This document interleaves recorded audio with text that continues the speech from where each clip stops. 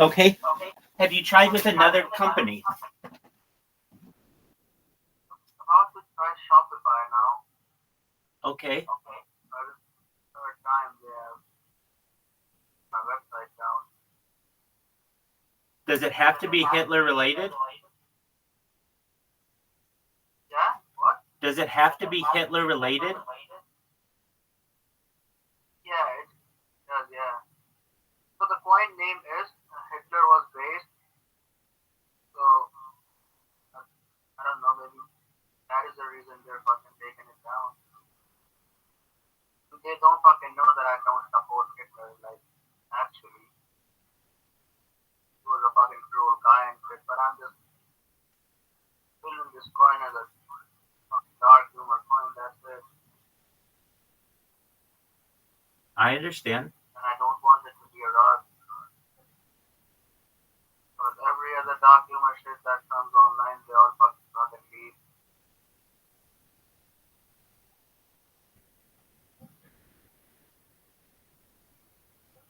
Okay, so have you tried Adobe? Adobe, nah, I haven't. Okay, it might be worth a try.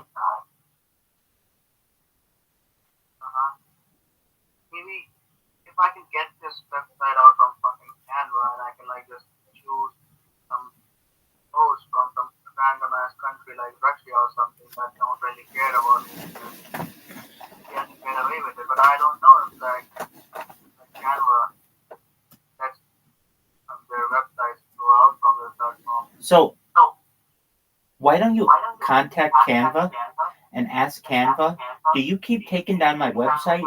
And if so, why? Yeah, I will ask them. That's the smart thing. You just send them an email, and then they'll either say to you, yeah, we do, and it's because it violates our terms and conditions, or we don't know what you're talking about.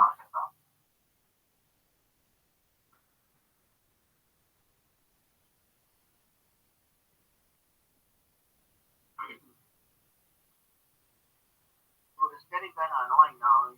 For the third time, I rebuilt that shit from like scratch, and it fucking got down. I even put a domain for it. To install again. So you've only been in the crypto game 2 years, or two months, and you're already creating your own coin? Yeah, probably yes. Wow. How do you know so much about it so quickly that you feel confident you can start your own coin? Because I used to trade crypto like 2 years back as well. Okay. People used to trade on that fucking Binance chain. Do you remember that era? Yes, I do. Yeah, so I used to trade cryptos back then as well, but I took some nice fucking losses and just left for 2 years. And now that I see these platforms like Ape Store and Farm.fun, I mean, they make launching a crypto pretty easy. I mean, I've been involved with some guys as well, launched their own shit with me. So, I mean, now I have idea on how to do it on my own. And also, they will help me as well. I mean, I have a team. You have a team? Yeah, of like 3 guys, in which one is in which 2 are coders and one is a marketing guy, and the other is me. Okay, so let's talk about it. So your marketing guy, has he gotten you your social media accounts yet? Yeah, he has one and he's getting the verification sorted on that beforehand. Okay, so do you have a Snapchat? No Snapchat. So what we are going to do with Snapchat for a point? No, I understand, but you need to dominate the real estate or somebody else is going to take your usernames and then they're going to impersonate you. That's right. So maybe then I'll get a fucking Facebook, Instagram, everything. Dog, yes. Here, I did this for a company, and I'll do it for yours if you want. We can talk about it. I'll send you the I'm sending it from another account. Or I can send it from my account where we're friends. Just a moment. So what I want you to do, I built this for another project. It's called Honey Badger. So just one moment and I'll send it to you in a link. A friend of mine started this in Europe and he asked me to, he saw my work for another project. Sorry, I'm calling you. I didn't mean to call you. Apologies. I am sending you a message and you can see my work. It's really good. I mean, that's what he said, but I know it's good. It's the best social media you can ever have. You're like, okay, let me see it. Just a moment. I'm pulling it up. Arnold YZ, we're going to message you. And you want to go to Linktree? I'm typing it to you, so don't worry. .com /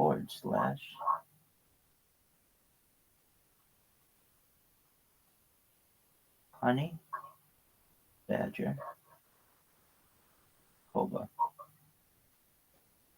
Okay. Arnold? Oh. Let's see if this works. My phone needs to reconnect, which it has. Okay, can you check your messages? Yeah, I just saw it. Copy paste the name. All right, so if you go to that link tree, you'll see what I did for another project. And this is what you want to do for your project. I can do it for your project if you want. But if you already have somebody, I understand that too. But you want to make sure that all of your... You even did a fucking thread. I did everything for them. I did everything for them. So you can go to their website, go to their TikTok, and look at the content that I published. You can see I made these videos for them. That's okay. You don't have to go to TikTok. Go to Instagram. And just see what I posted for them.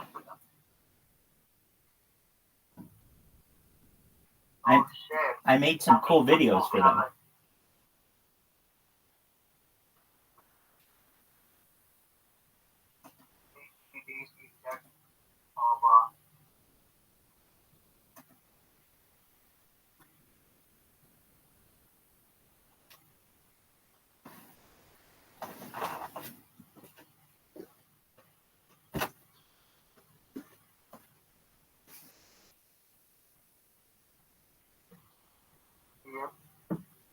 Why are they like so low quality type videos? Oh, I think it's because I downloaded multiple versions of videos, and he told me he didn't care about the quality. All he wanted was content just to be put up on it. He said, if we want, we can make HD videos in the future.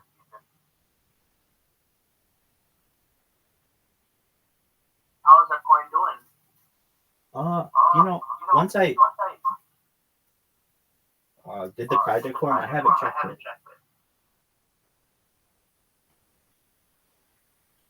But that's what you want to do for your coin.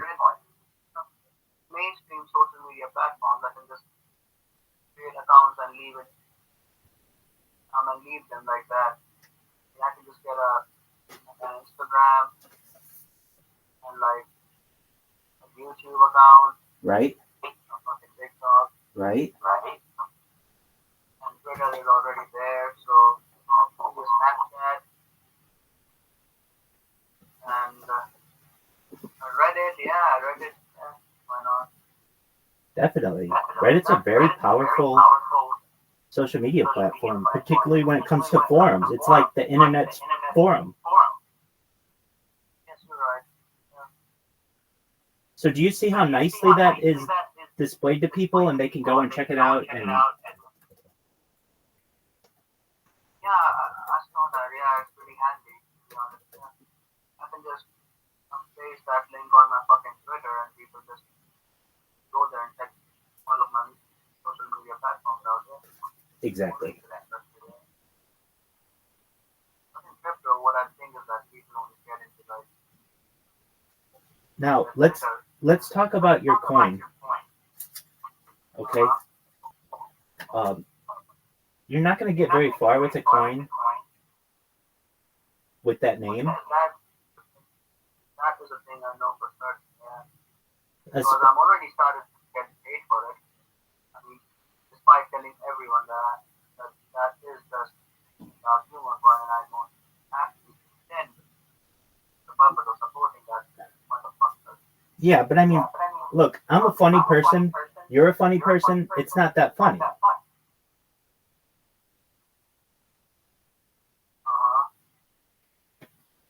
I mean, there are some things that are funny in life, at least currently. That's, to the majority of people, not very funny. To some people, yeah. But if you're investing your money, you want to make sure that it's invested in quality. And if you're investing in something, if it has Hitler at all associated with it, you may run into some issues. So what I would recommend is you talk to your investor group and you ask them if it's okay to change the name.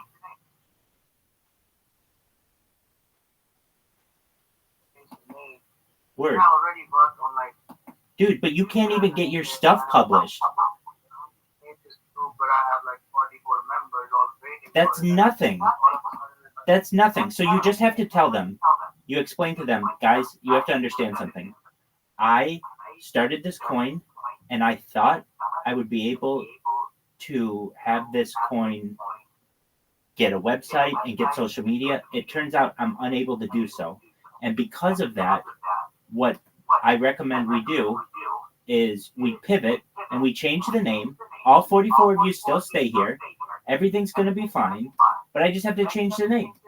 So how do you change the name? Dude, use your fucking head. Here's how I would do it. You ready for this? You ready for a good idea?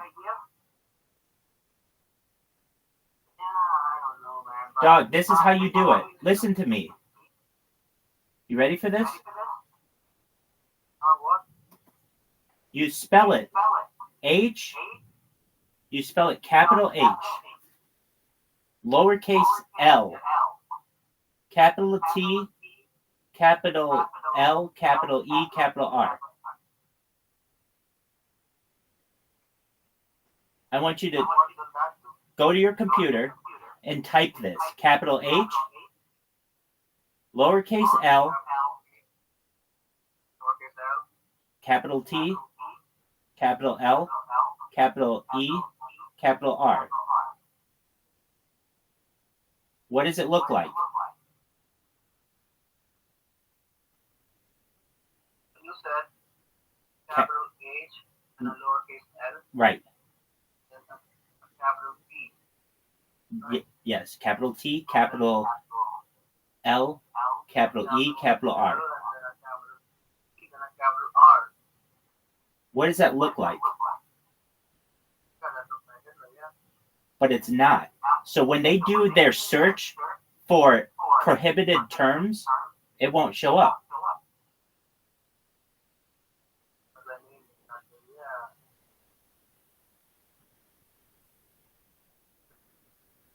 For the domain, we have to do the same. Correct. For the domain and for the name and everything. Yeah, you gave me an idea. Yeah, maybe I will just try that. I'm a smart person, dog. You're hanging with the best.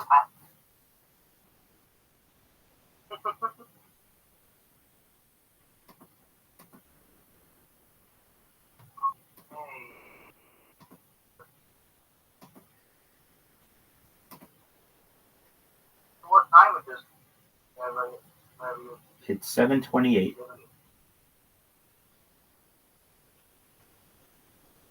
Haven't slept today? Usually what I do is I'll be up for like 8 hours, then I'll sleep for 2 hours, then I'll be up for 8 hours, then I'll sleep for 2, and then I'll sleep for like 8. Check out this pickup bag that I just made. On Telegram? Yeah, I just sent you the link on the Discord. Okay.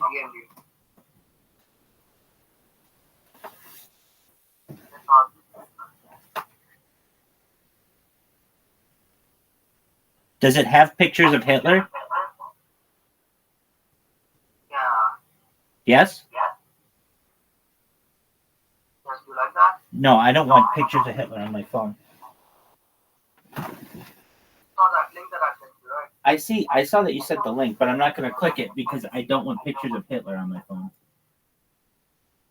Oh,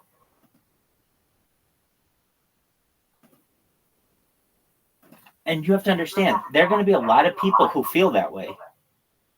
They're going to want nothing to do with your coin. yeah, you're right. I had a fight with somebody from Pawn Stars regarding this fucking coin. What'd they say? Didn't like it. Right. You have to understand, it's not funny. We almost started fighting over it. But at the end, I made it myself. So all you have to do is change it to something that's cool.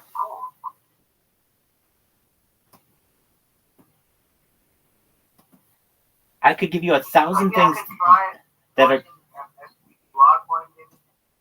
Oh, help me. What are we saying? SPQR? That Roman coin. I was just going to say, isn't that the thing for the Roman Empire? What? That's the thing for the Roman Empire. Yeah, exactly. For the Roman. So what do you want to do with that coin? Maybe instead of launching Hitler, I would launch QR. That's not offensive, right?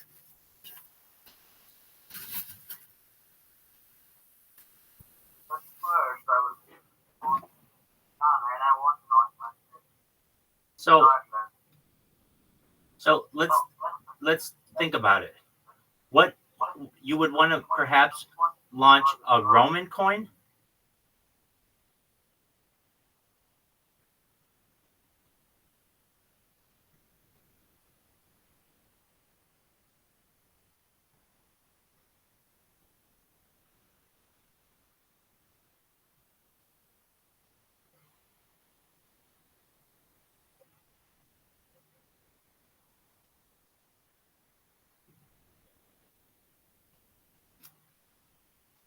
Are you thinking of starting a Roman coin?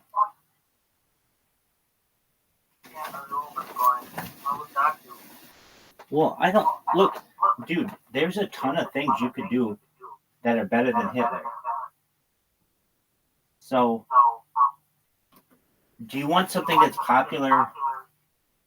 I mean, you could do like Trump survived the assassination coin. You could do a Hawk Tuah coin. You could do anything that's like somewhat. I mean, a hard Tua coin is already a thing, right? I think probably by now. I want something original. Okay. Well, I don't even think a Hitler coin is original. I think a lot of people have had that. Yeah, it is not original, yeah, that's for sure. But for that aesthetic vibe and that premium feel I'm about to give to fucking numbers that are in my personal right now and my fucking Telegram. I mean, they would fucking like it. Okay, so then just change the name from HITLER to HLTLER. Okay. So where do I send you that sticker pack so that you can look onto it? Dude, I don't want Hitler stuff on my phone. Your Telegram? Yeah, I see it. You gotta understand. I don't like Hitler. I don't want Hitler stuff on my phone. Okay. You know, I understand you. Do you know, like, that Hitler is not generally considered a good person? No, he is not a good person. Yeah, I know that. So that's why people don't want to identify with him.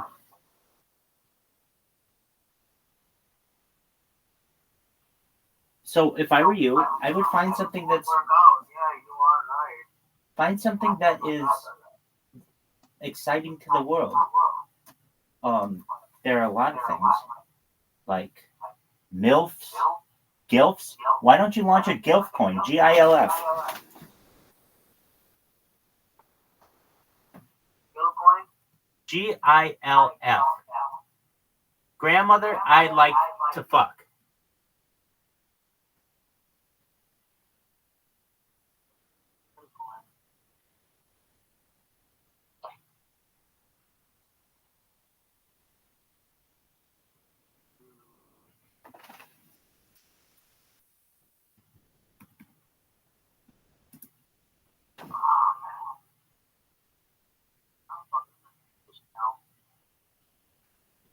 Why are you confused?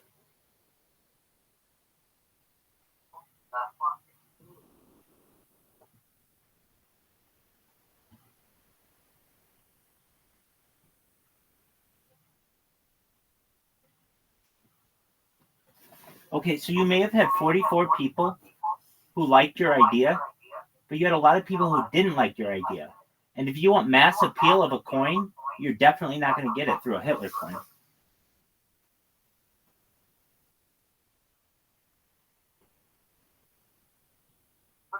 What if I like use that fucking date in some way that would benefit the fucking coin? Like, imagine this shit getting so much hate that it starts to receive the advertisement out of it.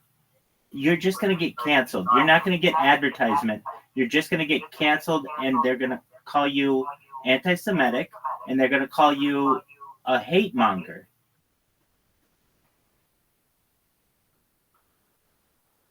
I mean, you don't want to be known as anti-Jew. You know what? Yeah, definitely.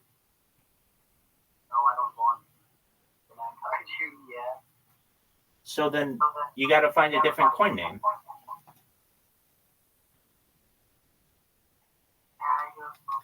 So what about GILF? GILF.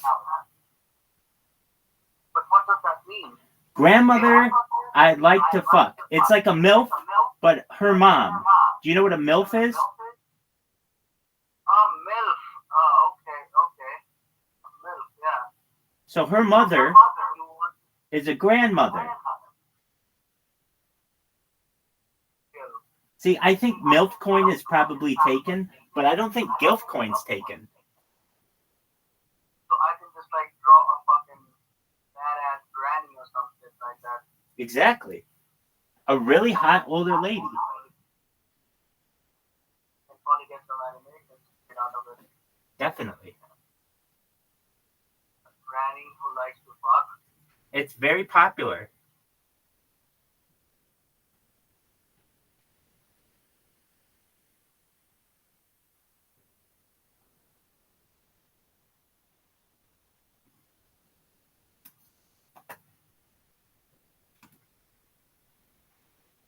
Boomer audience. I want the Gen Zs to be involved in that well. Now, a GILF coin could get you free advertising. Because you could go to a bunch of stuff that's like older. I mean, a GILF is not an 80-year-old woman necessarily. A GILF could be a 45-year-old woman.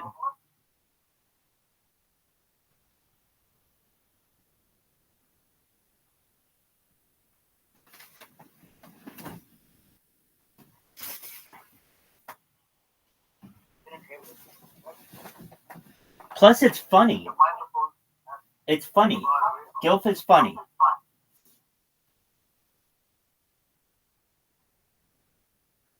Plus, it's funny. GILF is funny.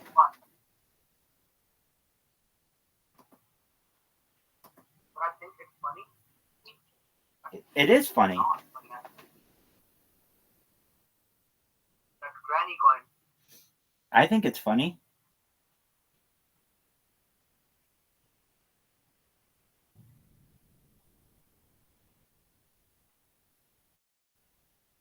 Or that Hitler coin. What do you think about that? Dude, the Hitler coin's not going to work. At least not now. Maybe in 200 years it might work, but it's not going to work right now.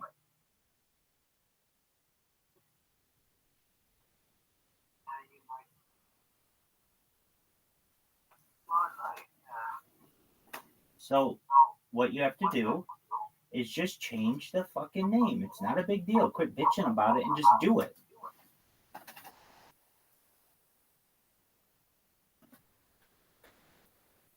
Yeah, I'll try it. Look, let me tell you this.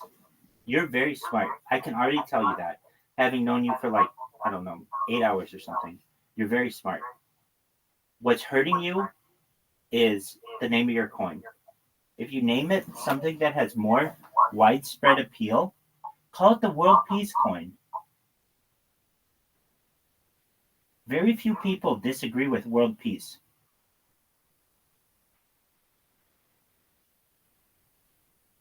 Yeah. Arnold, what do you think of the World Peace Coin? That's a good idea. That has World Peace Coin, yeah. that has global appeal. That has global appeal. Everyone in the world wants that who's not evil. Plus, World Peace Coin, yeah. plus, You might name it WP. yeah, Yeah.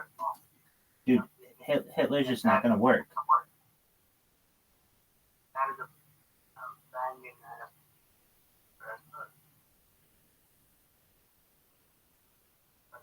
You have to understand that nobody wants that. Give people something they want. They want world peace. They don't want Hitler. Like, I'm going to be honest with you. If you go to someone and you just want to be like, even like, let's say you created a Hitler TikTok account. If they let you have that, nobody's going to want to follow you. What they're going to do is they're going to report you for being hateful, and then you're going to lose your account. With a world peace coin, everybody's going to want to be your friend.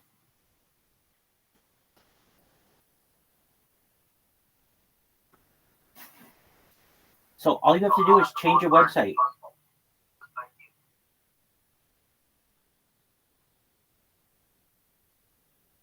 Yeah, you're probably right. Dog, Maybe I'm definitely right on this one, big dog. So then all you have to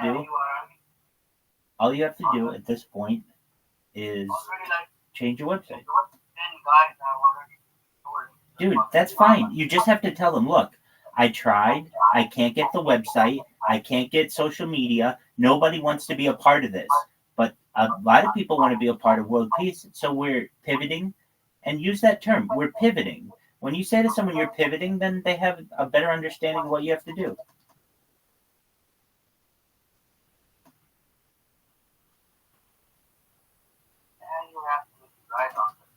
I think so, dog. I wish I wasn't. I wish it was easy, but this one, there's no saving it. Not with that name.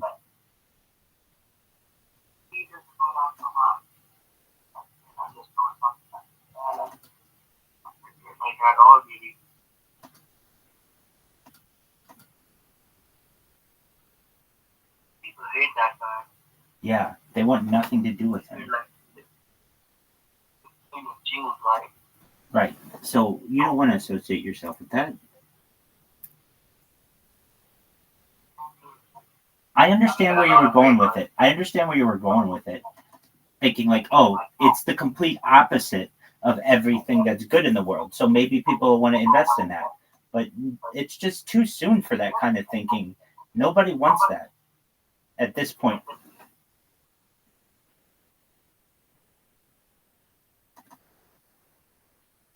So also, I don't like this fucking community that I'm building. It's like that fucking odd pocket. Dog, they're in a Hitler community. Of course they're going to be fucked up. Yeah, they're also like fucking dancing with Hitler. Yeah, nobody wants that. So then make it a world peace community. And the 44 people who are in there, if they want to rejoin, they can. If not, okay.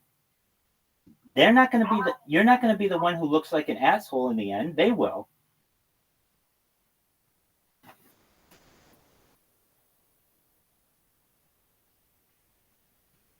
Also, I was thinking of launching a fucking cartel coin. No one has ever done it yet. Coin with Pablo Escobar. Okay, that works. That's better than Hitler.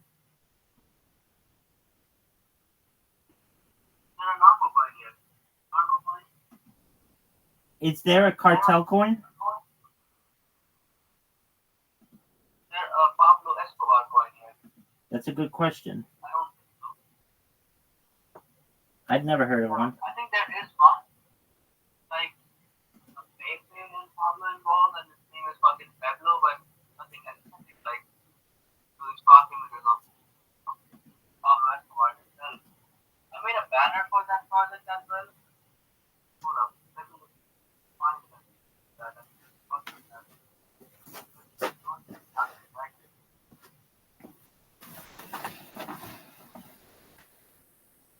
Okay, so you could have a Pablo Escobar coin. That's cool.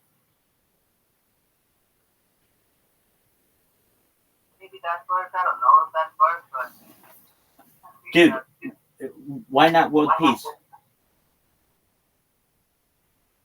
Yeah, world peace can work, but I need I need guys that are in the right mind for it.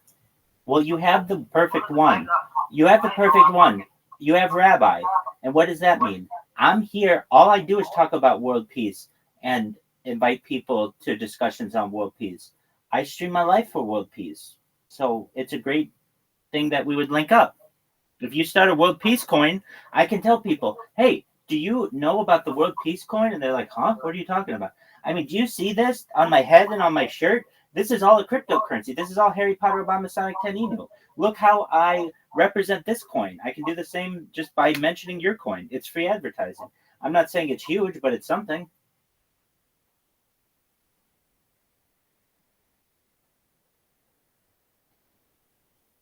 Look, I'm going to put it to you this way. Do you know anyone in India? Okay. You're from India. I love India. Okay. So India is the most populous country in the world. India is the next generation, the next tier, the next wave of developed countries. And essentially over the course of the next century, it's going to go from a developing country to perhaps in many ways a first world country or developed country very quickly. And so if you can connect people to an idea, whether it's India, but globally, particularly with India, I think that that's a very powerful coin in the future. India is very underestimated and will be very, very powerful. I know everyone talks about China, but they underestimate the power of India. Oh, yeah. Wait, like when you meditate? Yeah. That's a really good one. What's the coin? So I was that it's like this set up an AI that generates some or maybe some fucking high fancy shit. So people like just fucking get high and shit and just pop it on repeat to this fucking high trend. Okay. Coin. I like it. The utility itself, I mean, I could just fucking send some. How do you spell it? How do you spell it? OHAM or OHM? OM actually. OM. Okay, so at least according to yeah, that's true. OM. Yeah, but if you're writing that in English, write as OM and we just put it as O. Dog, you just gotta connect with this. Just this coin and this sound just resonating through your coin and your Discord and your Telegram. Om chanting at 417 hertz with what are those fucking, they have those like chanting bowls or humming bowls or singing bowls. Yeah. I know about them. Where you like what do you say? Whether we have like something like a stick or something that we across that bowl and that creates that noise. Dude, okay, so this is a good idea. If you just had a website that was like whatever, let's just say ohm.com or whatever it is, and you go to that website and all it is playing that fucking om. That's all it needs to be. And when people are like, well, I want it to be more shit. Okay, that's fine. Go do your own fucking coin. This is the Ohm coin, and all we do is we want peace, and we want fucking resonation, and we want to treat our bodies like a temple. That's it. If you want other shit, go find it somewhere else. And then you have like this place of peace and tranquility. Coin can work, but I don't know, man. It's like cryptos that popular there. I mean, they have like 30% taxes in it. That's why I'm So saying I have to spend my money to like if you yeah, that's a pain in the ass. It's a pain in the ass. What I'm saying though is that you need to be able to sell the idea to a Chinese person, to a Jew, to an Indian person, to an African person. It has to work on all levels. And two that we've mentioned, a world peace coin and an Ohm coin, those both work.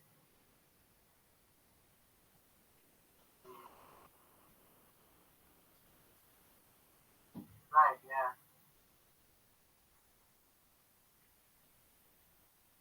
So you have to explain to the 44 people, hey guys, guess what? We chose a really niche idea that was funny amongst some of us, but we're not going anywhere with this. We need global adoption. And thus, we've pivoted, and now the coin is the Ohm coin, or the coin is the world peace coin. And if you want to continue on this journey, you're more than welcome to. All of your funds are safe. We just had to pivot. And if somebody's like, if somebody's like, well, I want it to be the Hitler coin, then you can say, look, I understand. You can have the name the Hitler coin, take it, do with it anything you want, and hopefully you have more fortune when you are trying to get social media and you're trying to get media attention than I do, because I didn't get anywhere with it. It was very difficult. In fact, it would affect you. You could tell them it would affect me physically. I would go to bed, and the first thing that I would do when I would wake up is look at my website and that it was down. It was starting to affect me, and I didn't want that. I want my website up. I want people to be proud of the project. I want people to be able to talk about the project. Right. I would do that, yeah. Okay. I mean, it's a good idea. Man, I was working in this thing for like 2 months straight, and Yeah, but you weren't getting anywhere. I can't even go to your website. So you were just digging a hole, not getting anywhere. Now you're going to be making traction. Now you are going to be like a railroad where you are going to have lockstep. You're going to make progress. So how do you do this? The first thing that you would do is see if world peace is available. I'm sure it's not. But then you try to find something that's similar, like world peace coin, world peace crypto.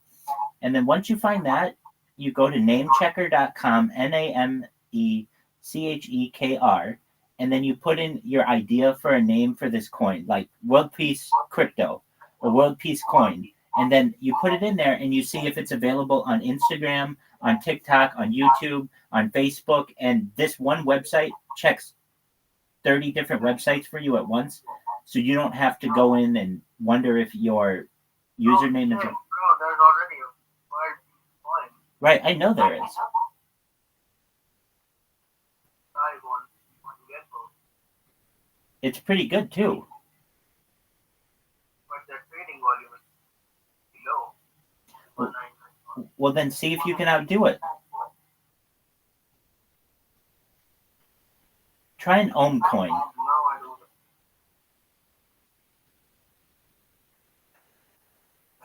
Well, it did some great numbers. And it's on.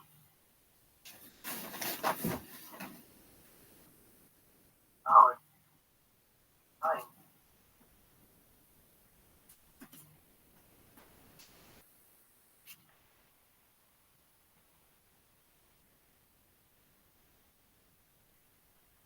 maybe I can just launch a fucking brain rot coin like your Obama Sonic 10 Again, if you have the name Hitler in it, nobody's going to want to have anything to do with it. No, I mean, I won't have the name Hitler. I'm just saying that what if I launch a fucking brain rot coin? Like this Harry Potter Obama Sonic 10 coin. Here's what's tough about that. At least in the United States, only like 50% of people like Obama. The other 50% don't. The people, when you say Harry Potter, some people don't like Harry Potter.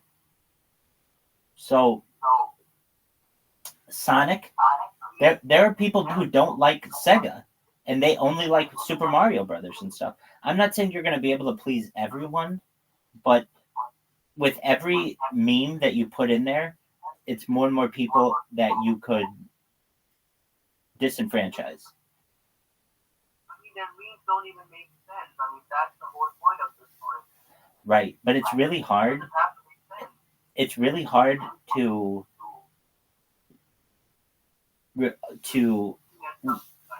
replace, to be able to do this twice. It took a lot of work, and even this isn't the first iteration of Harry Potter Obama Sonic 10 Inu.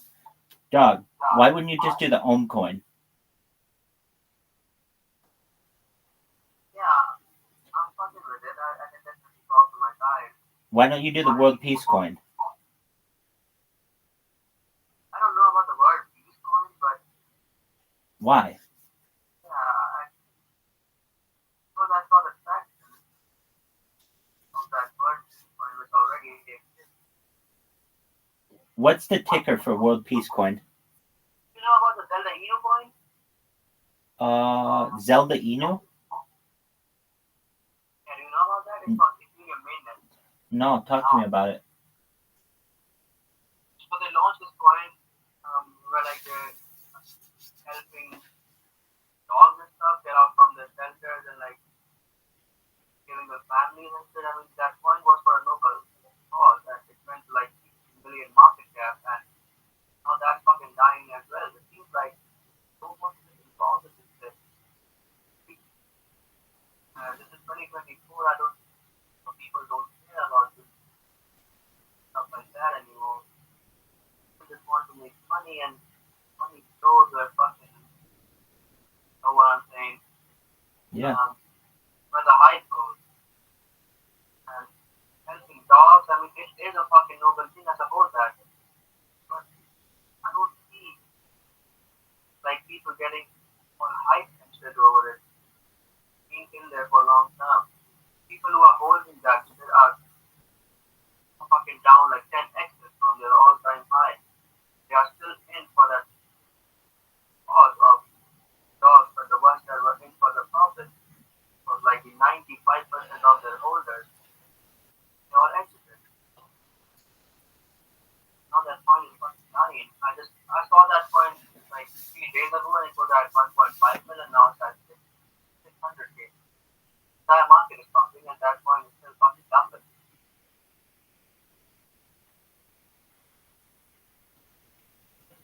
So you like Ohm coin more than World Peace coin?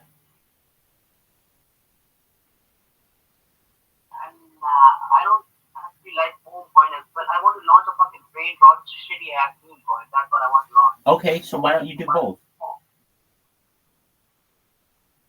If you want to, okay, so you want to launch a meme coin. Do you want this to be a meme coin that pisses off the most amount of people? Yeah, something like that. Why? Why do you want to make people mad? No, I mean, not a meme coin based on Hitler. No, I'm thinking of putting on that idea as a whole. But I'm thinking of launching a meme coin that's actually funny and I can keep on just delivering memes on it so that people never get bored of my shit. What about a United Nations coin? United Nations.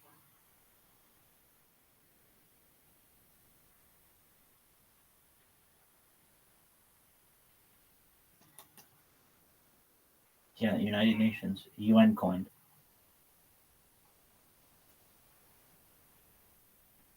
I don't know about that either.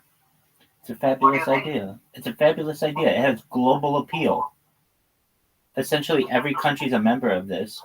So you'd be able to go to any person in any country and be like, hey, eventually this is going to get really big, and we might be able to make it a global cryptocurrency and give it to the United Nations.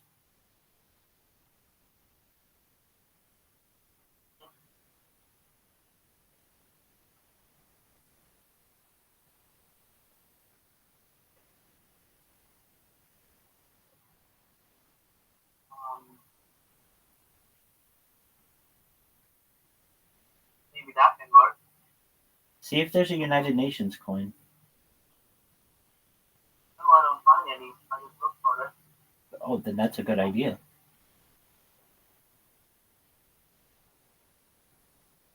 Hmm.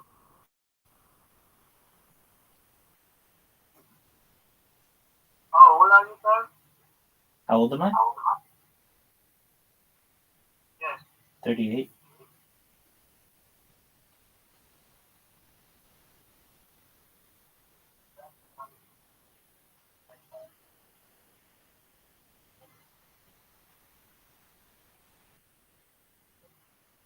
Hmm. How old are you? Can you guess?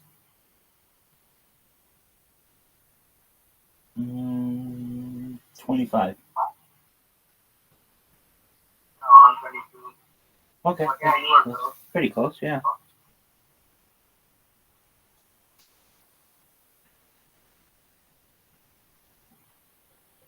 UN coin's a good idea, dog. What if? Yeah, it is. Actually, yes. I just have to convince my team for it then. Get them in here. Yeah, I'll convince them of it. Get them in here. I'll convince them of it. And I can make them aware. Look, I have 3 years of my life on camera, and we have the birth of this coin on camera, our conversations about it. So come on in, and we're going to keep promoting this coin that it is essentially uniting the world as the United Nations is supposed to do. But maybe I don't fucking launch a coin at all.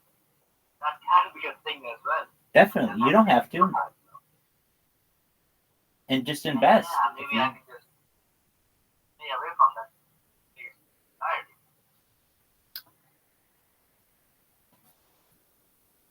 The thing you are doing right now, I totally fuck with it. Excellent. All right. Well, you can connect yourself to it. I'm telling you, all I do is talk about world peace when I talk to people generally. So you just be like, well, I'm going to launch a UN coin. And when people ask about it, I can say that essentially it's connected to the largest amount of video data ever, in addition to all of the people who we have invested in it and the events that we have. Look, I can tell you this. I've watched a lot of coins succeed and I've watched a lot of coins fail. The reason why coins succeed, in my opinion, is based on one thing and one thing only: community. When I say community, it has to do with the memes that are generated, it has to do with community morale, it has to do with the people involved. If you can get some whales in there, that's a strong community. But it all starts at community. So people could have all these great ideas and do anything that they want, but if there isn't a place for people to do that, if there isn't a central location, a repository, a library of this information, the coins don't do very well. I can tell you that Harry Potter Obama Sonic 10 Emu does very well because it has a great community. It's got Twitter spaces, it's got video, it's got Telegram calls, it's got video calls. All sorts of things.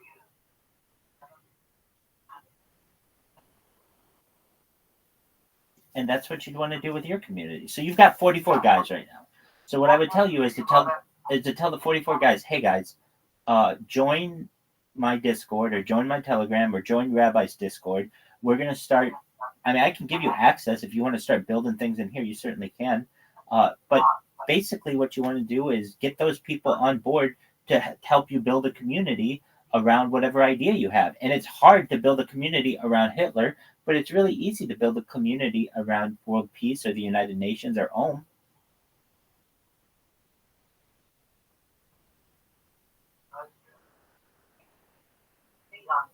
I was trying to prove that everything was fine, but that was wrong. And also, it's not quite mobile of not something like that. I don't know what the right word for it. But it's not good at all.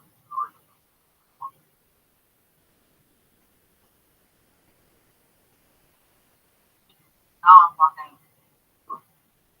Yeah, so maybe I was just talking. I was talking. Behind my head over it. I was just being on set. I was just get in on Telegram. Actually, I'm pretty good with Telegram. I'm like, setting up pause, being upstairs. If you want to build a good community, you have to be everywhere. So you have to have a Telegram, you have to have a Discord, but you have to have one central place. So if it's going to be Telegram, have it be Telegram. I would recommend you make it a Discord just because there's more things to do in Discord, but you also have a Telegram and you can filter people to your Discord as well.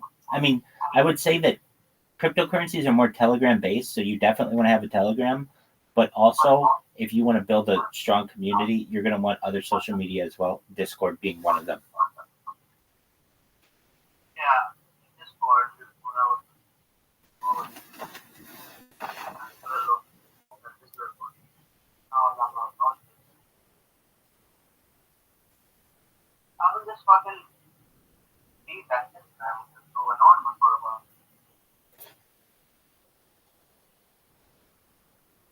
You will not forget about it.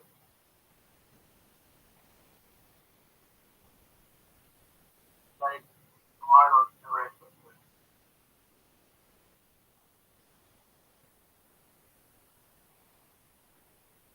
And this thing, uh, like, I mean, what I was thinking is that y'all would just find him on my Instagram and just be like showing some different jokes that are like dark and humor, but actually not intended in that way. But the guys I'm getting in, I'm fucking motivated and like, not fucking messages like, the cute and I'm fucking hate you. Man, I mean, I'm getting kind of scared as well hanging around with these guys. Well, there you go. So then you don't want to be scared hanging around anybody. Yeah, you know what I mean? Like, I launched this thing to like get in and just like doing some naughty or jokes, something like that. Just hang around and chat on their life and shit.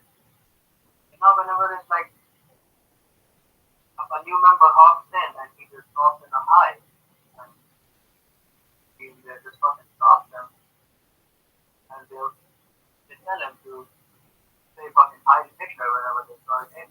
Of course they are. Say hi. Right, and nobody wants that. Yeah, you know, maybe I can just fucking delete that Instagram and for good. Just do it and start a new one. I think, yeah, I think that I want it, but go as it's not doing that.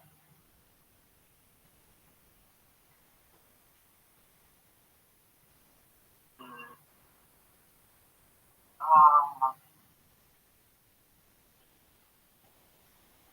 well, alright. I guess I should just head out for some. I will be back. Please do. Right? Aside from that little hiccup earlier, I'm always live.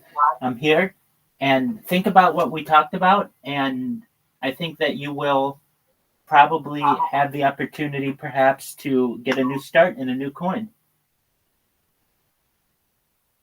Yeah, definitely. And I'll be back. I'm just to clear my head. Let's play that game again. Hey, that sounds like a plan, my friend. You take care. Okay. Excellent. We'll talk soon, Arlen. Peace, brother. That's Arnold, everybody. Arnold is amazing. Yo, how are you? Dude, I'm well. I was just talking with somebody from Harry Potter. How are you? Oh, you said you're well. Good. Excellent. Good to see you, GB. Hey, I appreciate you telling me that you don't do Discord. I get it. I'm not going to force it down your throat.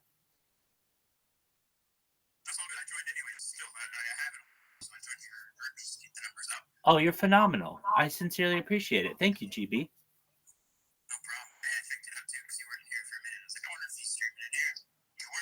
Excellent. Yeah, I wasn't streaming in here just for like a week or two, but I am streaming in here again. The reason why I just needed that device, I needed its camera, so I was still in here with another device, but it just wasn't streaming the camera. Yo, what up, everybody? How's everybody living? We got GB in here, we got Aqua Shark, we got Bitcoin Martin Luther King, and of course Bitcoin Alex. Dude, Alex. Dude, Bitcoin Alex is in my Discord.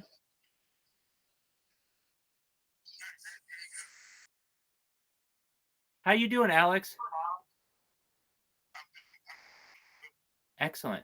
I taught Bitcoin Alex about ChatGPT yesterday. Yep.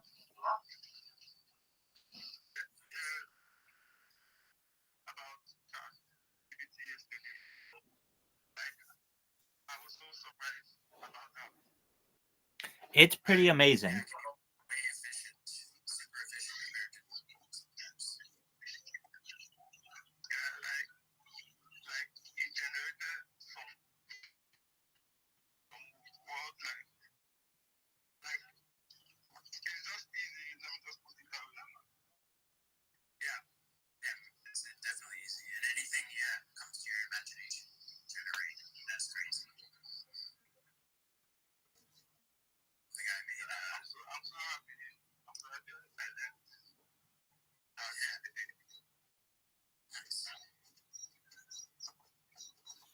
GB, do you know who Joey Diaz is? Oh, hell yeah. Hell yeah, dog. Now that they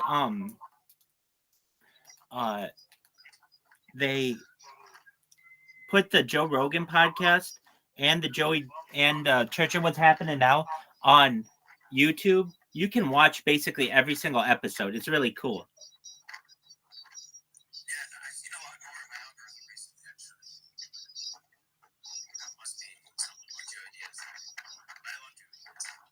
Ditto, man.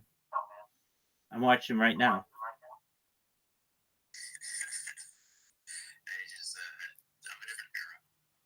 Word. Where you just didn't give a shit about stuff.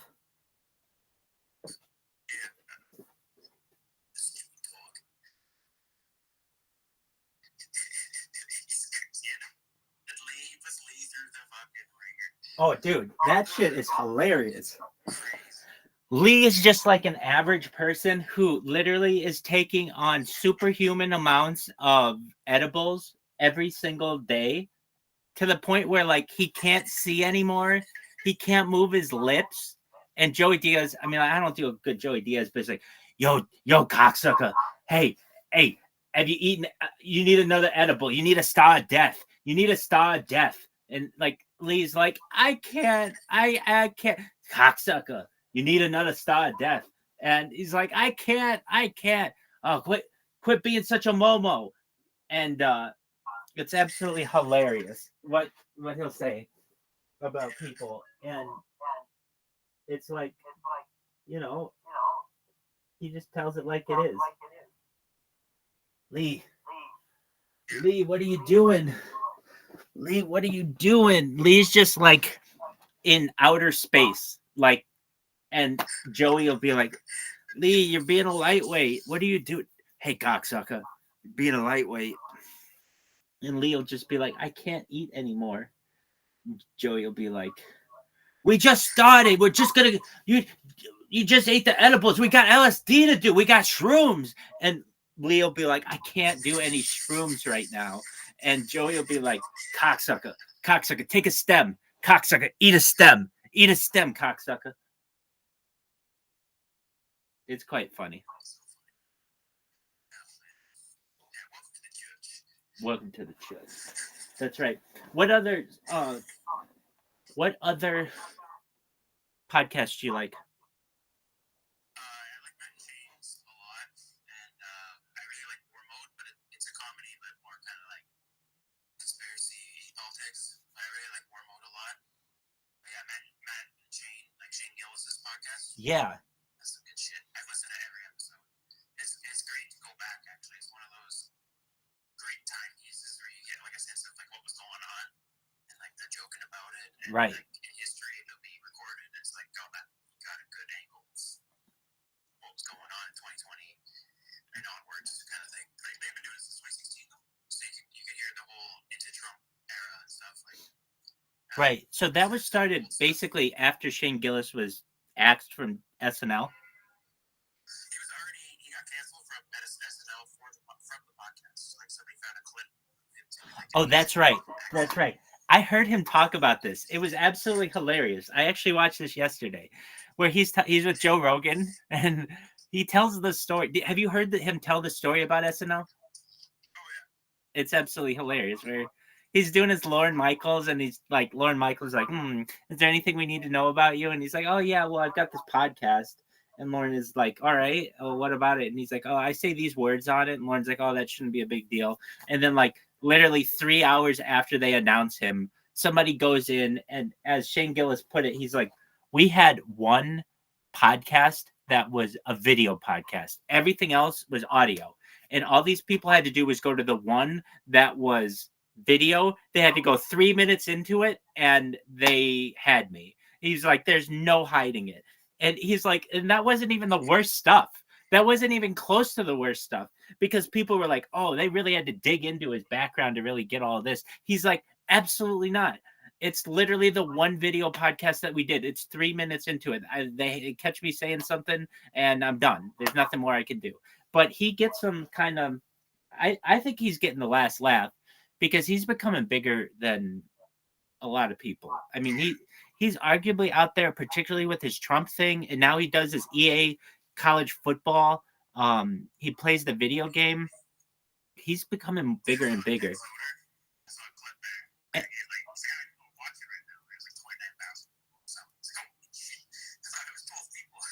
Right. He's moved to Austin, is that correct? Yeah. So now he does. Do you watch Kill Tony? Yeah, he was on yesterday. Right. Did you watch it? Yeah, I watched it. Yeah, it's good. It's pretty funny, man. Do you like Kill Tony? Yeah, I listened to a fuck ton of episodes. Not everyone, but fuck ton. Excellent. Well, yeah, I mean that little crew keeps getting bigger and bigger and stronger, and they keep saying that they're gonna get Joey Diaz down there. And I mean, Joey Diaz, to me, look, I read this. I actually posted on Joey Diaz's Reddit a couple days ago, and normally my shit gets taken down, but this actually stayed. It's a petition for Lucy Snorbush to accept Joey Diaz's Facebook friend request. Joey Diaz has this story about Lucy Snorbush, who he ended up climbing up into her bedroom and eating her box and then fucking running out like a thief in the night. And she really liked it, apparently. And he invited her as a friend on Facebook, and she didn't accept. So that's now the petition that I've got going.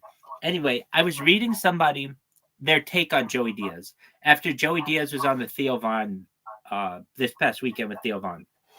So, and I can't disagree with anything that this person said. They were like, okay, so let me get this straight. This Joey Diaz guy is like a big druggie.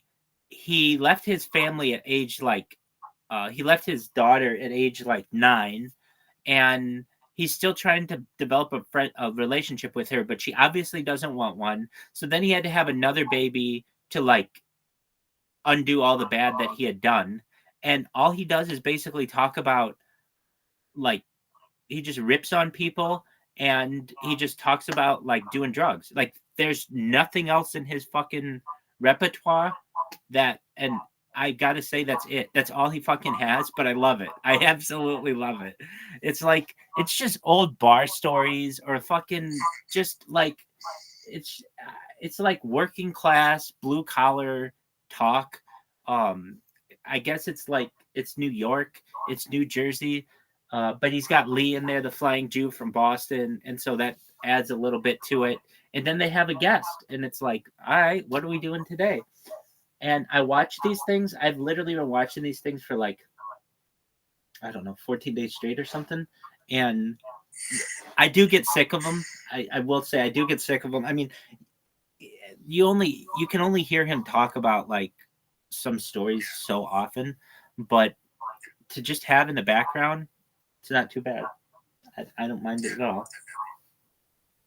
And I do the Joe Rogan Experience in the background too, but there's something about the Church of What's Happening Now that's like grimier. You never know what's going to happen.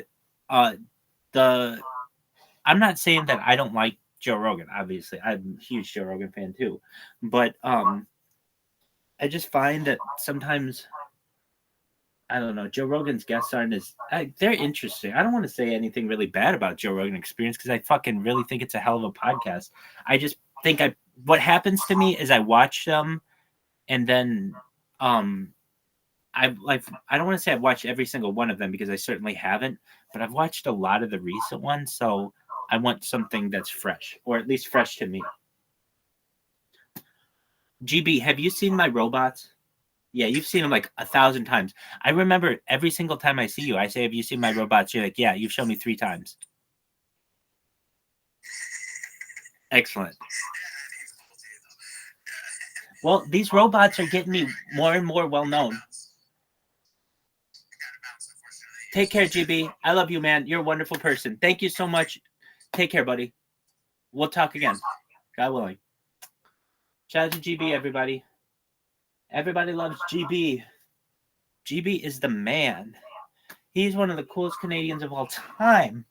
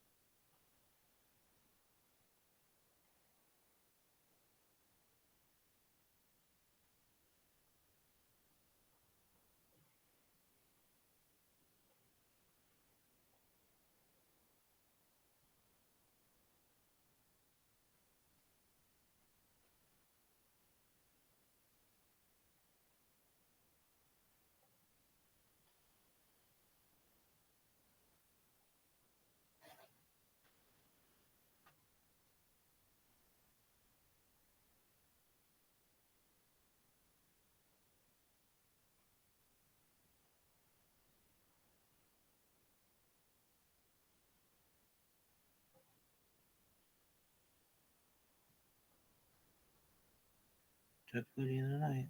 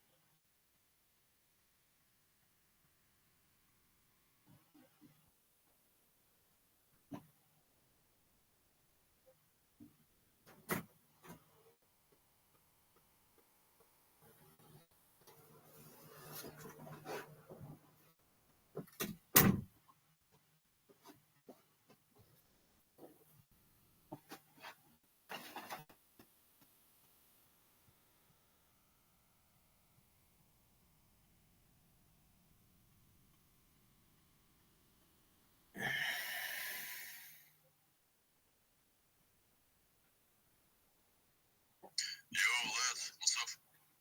How you living, pimp? Yo, dog. How are you? Yo, doing well, doing well. Been a while since we spoke, but yeah, you're still streaming, right? Absolutely, 24/7, baby. Heck yeah, heck yeah. What's up with your room? What did you do to it?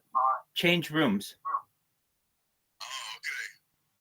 Oh, okay. Well, looks like one of those Indian beds, you know? Absolutely, that's kind of what we're going for. It's like a tent. It's like a circus tent. Sounds good. Absolutely. Sounds good. I'm going to send you an invitation. I have transitioned to Discord. Do you know what Discord is? Yeah, of course, yeah. Amazing. Okay. So I'm going to send you an invite, Warp Master. Okay.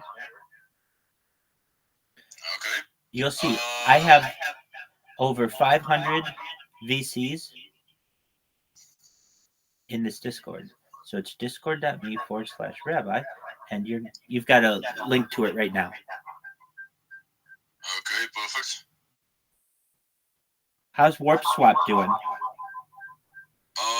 Yes, I wanted to ask you, are you an admin in the chat or?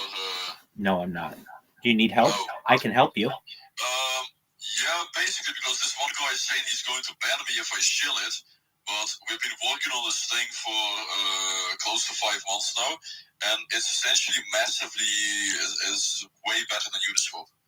It's over 60% cheaper on gas when swapping, and adding liquidity for a new pair is 90% cheaper. And it works for all past and future tokens. So also H+10, people can swap it for, well, literally less than 50% of what they currently pay in gas. Okay. You know? Yes. So I think there's a potential to massively increase the volume, you know? Yes. So you need to speak to someone? I can help you with that. Well, basically, if you know somebody who's like a... yeah, I'll get you somebody. Just one like moment. Admin, Just one moment. and, you know, who Absolutely. would vouch for me, Absolutely. then I can just post a link to the swap, and people can maybe add their H+10 tokens sold there together with ETH, so it can be traded. Absolutely. What up, Arnold? Just one moment. Let me get you someone. I might be able to get you some help. Yeah, sure. All right. So what we're gonna do is we're gonna go to this chat, and I'm gonna say, can someone on the admin team please assist in the VC when possible? Question mark.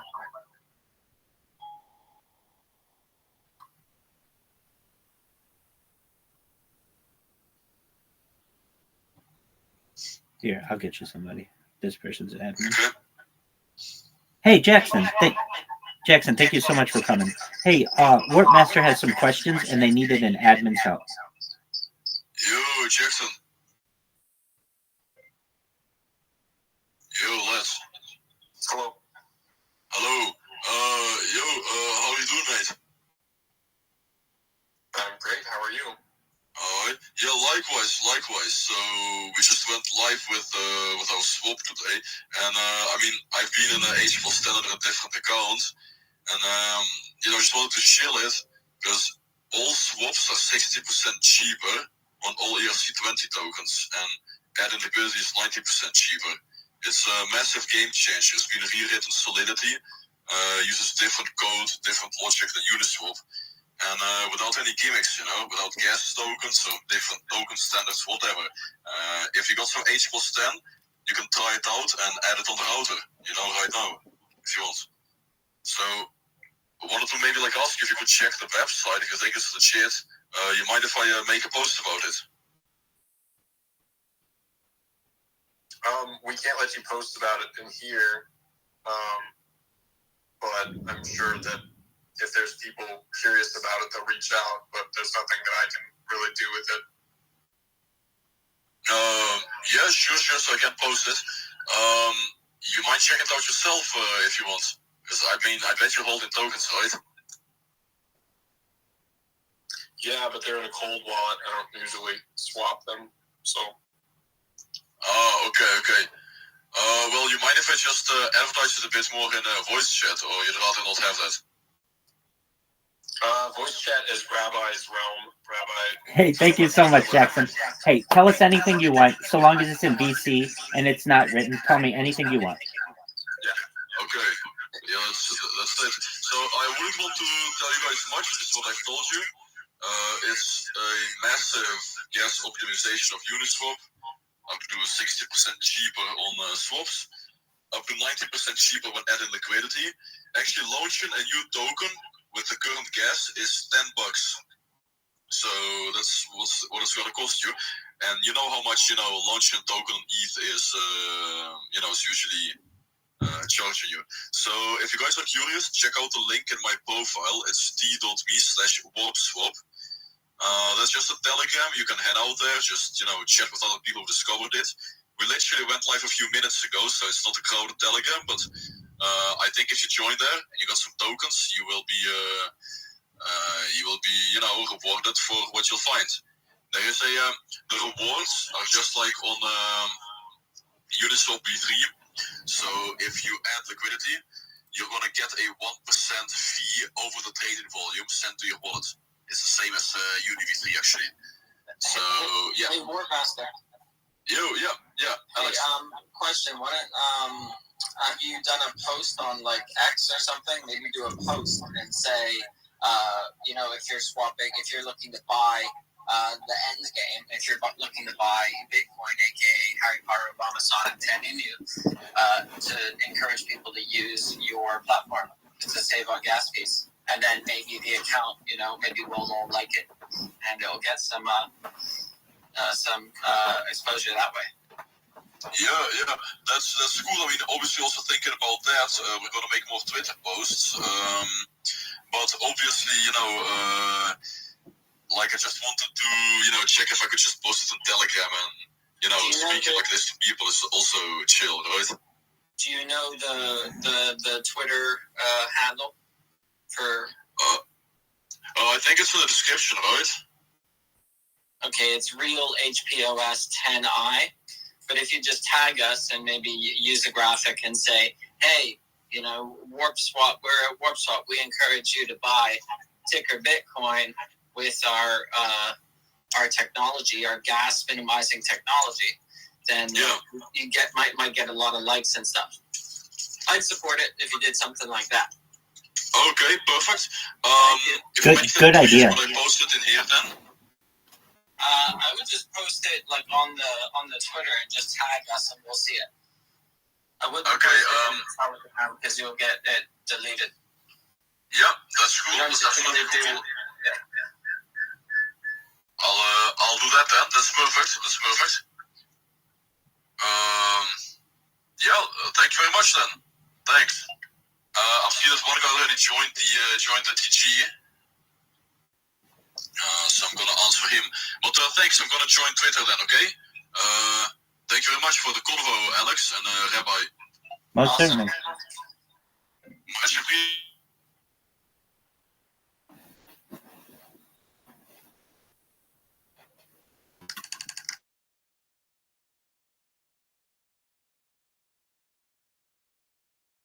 Some help there. Thank you for your help, Alex. Yeah, no, gosh, must get annoying. Do you ever boot people out of here? No, I don't even have the ability. I listen to every single person for the last year. Oh my god. Yeah, I've had some characters, but honestly, most people have been really great. And whenever anybody has a question, really with anything having to do with the coin, I do exactly what I just did, which is I say, can someone from the admin team please come to VC and help this person? And everybody's always really helpful to do so. Yeah, that makes sense. I mean, 95% of people are great. 5% just kind of. Exactly. And I figure, look, if you're trying to promote something aside from Harry Potter Obama Sonic 10 the chances are that you're going to be able to post it are slim to none. However, I still do everything I can to help you and see what we can do. And you had some really great suggestions. And I think if that person goes with them, that he'll get some of the traction for which he's looking. Yeah, it comes down to if you're trying to be extractive. That's exactly right. Exactly right. Yeah. All right. Well, hope you're doing well, sir. Thank you, sir. Take care, Alex. I am. That's a good one. Bye-bye.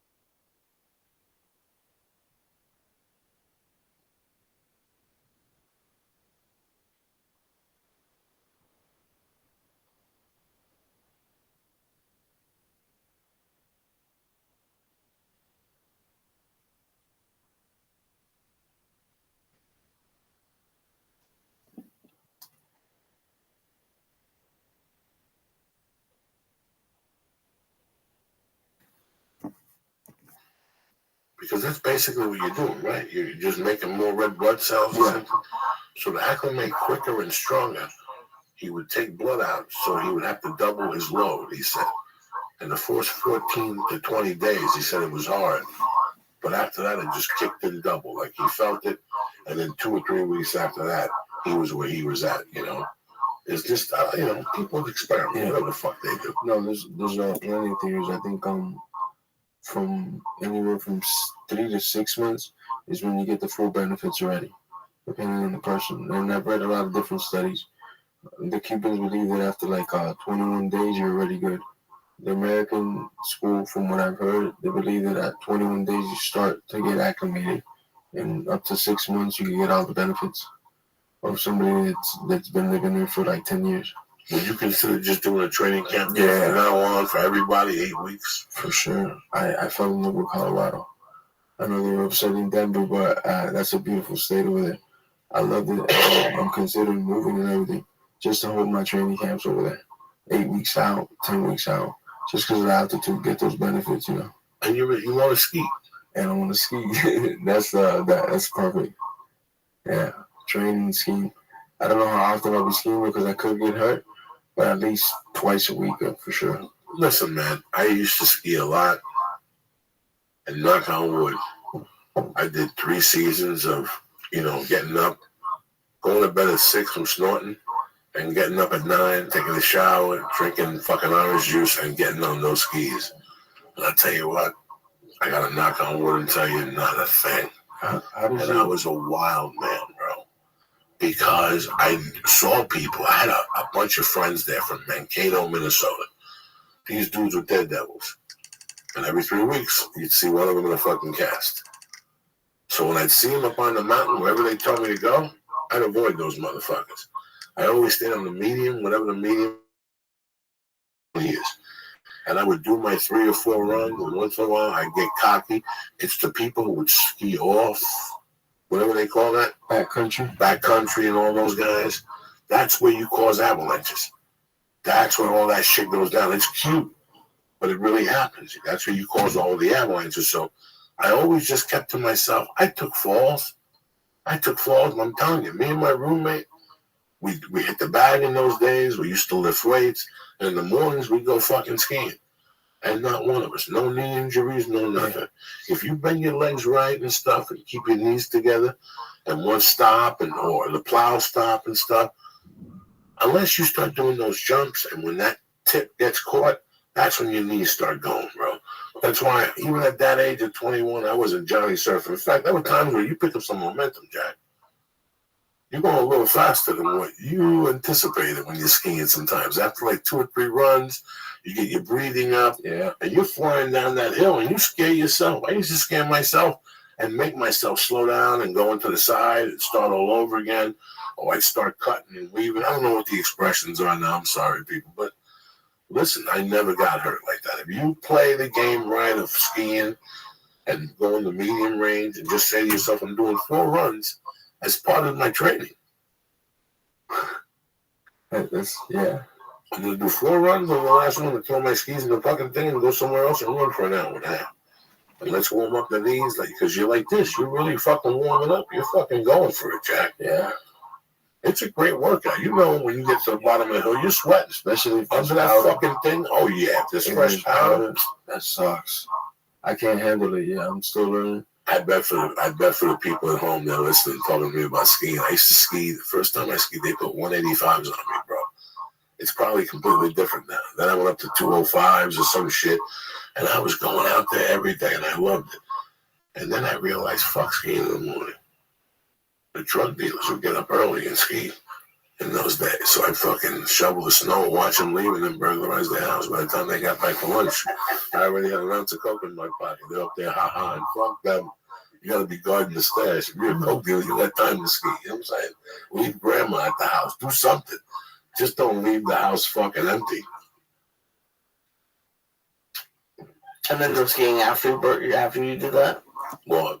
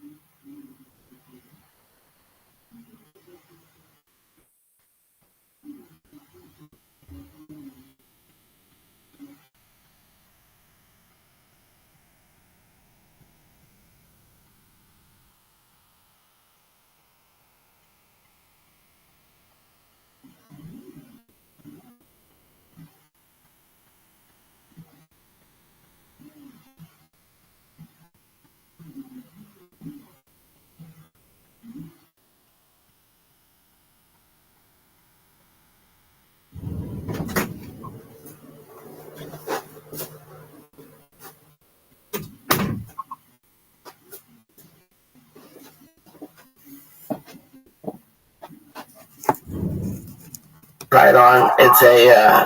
It's a beautiful shirt. Hope it fits, and it's the shipping was super fast. The site's beautiful. It looks. I'm just excited to wear it. I've never had jeans these nice. Well, it's hard to find the perfect pair of jeans. I mean, you don't want to break the bank, but you need something that lasts. The problem with jeans is a really good pair costs $200 or $300 easily, and those are the bargain brands that just fall apart or look terrible. DSTLD, pronounced distilled, offers luxury grade denim at affordable price jeans that would normally cost you hundreds, dog. DSTLD is starting at just $75. They utilize the same fabrics, factories, and wash houses as the best known brands and designers while skipping the markups and the middleman. The result? Pure, unadulterated denim without the retail runaround. Just go to DSTLD.com. Again, DSTLD.com. Again, and see where the minimalist design meets maximum comfort. They guarantee they fit. They'll ship them to you for free and give you free returns until you find the perfect pair. All right? Right there. DSTLD has been featured in Forbes, Time, GQ, Vogue. DSTLD is the only place in the U.S. you can get quality denim for this price point, period. Go to DSTLD.com/Joey right now and get 10% off your first pair. You're going to love them. They look great on Lee. He's going to be a sexy savage. Again, that's DSTLD. Again, DSTLD.com/Joey for 10% off your order right now. 5 letters, write them down. DSTLD. That's the company. /Joey, get 10% off. Who's better than you, cocksucker? All right? Again, it's Valentine's Day. You don't want to fuck around. I mean, you know. Anyway, Indochino. You want to look good. You're wearing these fucked up suits. You go to fucking one of these stores. The jacket is the wrong color. The pants don't match. Let me explain something to you. You go on the website, you make an appointment, you go to the store. For me, I went to the place in Beverly Hills. They measure you. They measure your chest. They measure everything, your feet, everything. They show you the lining of the coat. They show you the coat, the material. You're ready to go. Within 3 weeks, you get a call. You go back down there, and you pick it up. It's that simple. 3 weeks. The suits are tremendous. The quality is unparalleled. And I got to tell you something. Even if a fat dude like me, the suit looks pretty good, all right? Every man looks better in a suit, right? You go out to Vegas next week for March 3rd fight, you're going to have a tremendous fucking suit on. Why? Because you're George Masvidal. What are you, fucking nuts? So what? 20 to life, no parole, in the altitude. Indochino is making it easy to get a perfectly tailored suit at an incredible price. You can choose from hundreds of top quality fabrics and personalize your suit just the way you want it, whether it's for work, a wedding, or another special occasion. Indochino has suited up hundreds of thousands of men and are now the largest made-to-measure menswear brand in the world. How it works, you visit the showroom or shop online at Indochino.com right now. You pick your fabric, you choose your customations from lapels to jacket linings, you submit your measurements, you place your order, wait for it to arrive, and in a few weeks, ba-boom, you got a new suit, you're looking good, you're feeling good, and who's better than you? Low self-esteem is gone. You can look in the mirror and go, who's the baddest motherfucker I know? Me! So do yourself a favor. This week, my listeners can get any premium Indochino suit for $389 at Indochino.com/church at checkout. Again, that's 50% off the regular price for made-to-measure premium suits. You're going to look good, guys. Plus, shipping free. That's Indochino.com. Promo code CHURCH, CHURCH, for any premium suit for $389 and free shipping. Incredible deal for the suit that will fit you better than anything off the rack could ever do. Also, it's Valentine's Day. I'm giving you one more shot. Don't fight the crowds with a big night out. Don't worry about making reservations.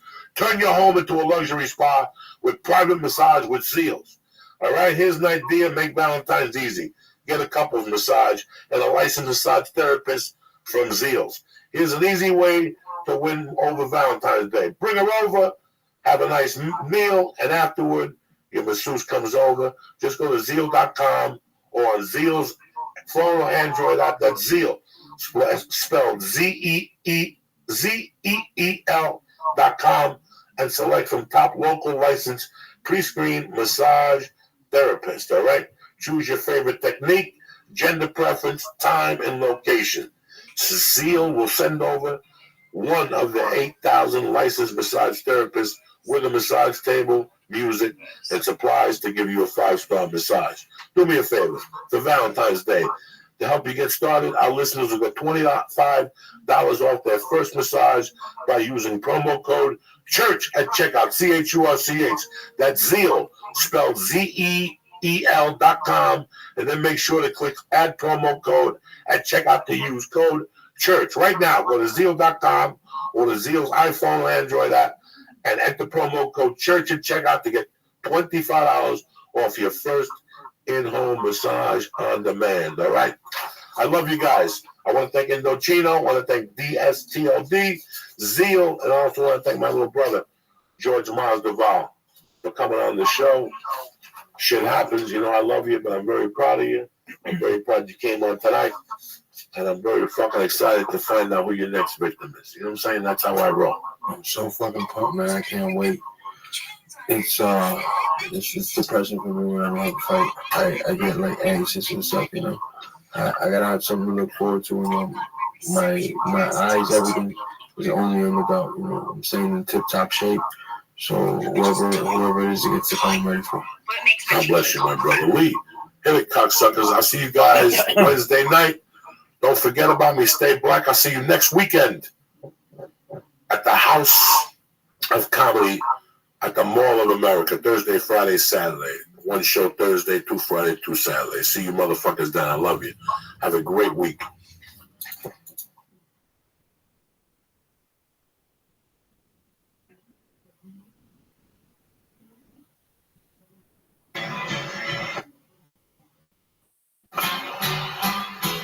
Here we go, cocksuckers. Monday night, February 13th. Tomorrow night at this time, you'll either be getting your balls licked or you'll be masturbating on some chocolate and shit. You take your pick. Uncle Joey here. If you're under 18, hang up now, bitches. Uncle Joey's going off tonight, motherfuckers. I got my favorite fucking Jewish person here.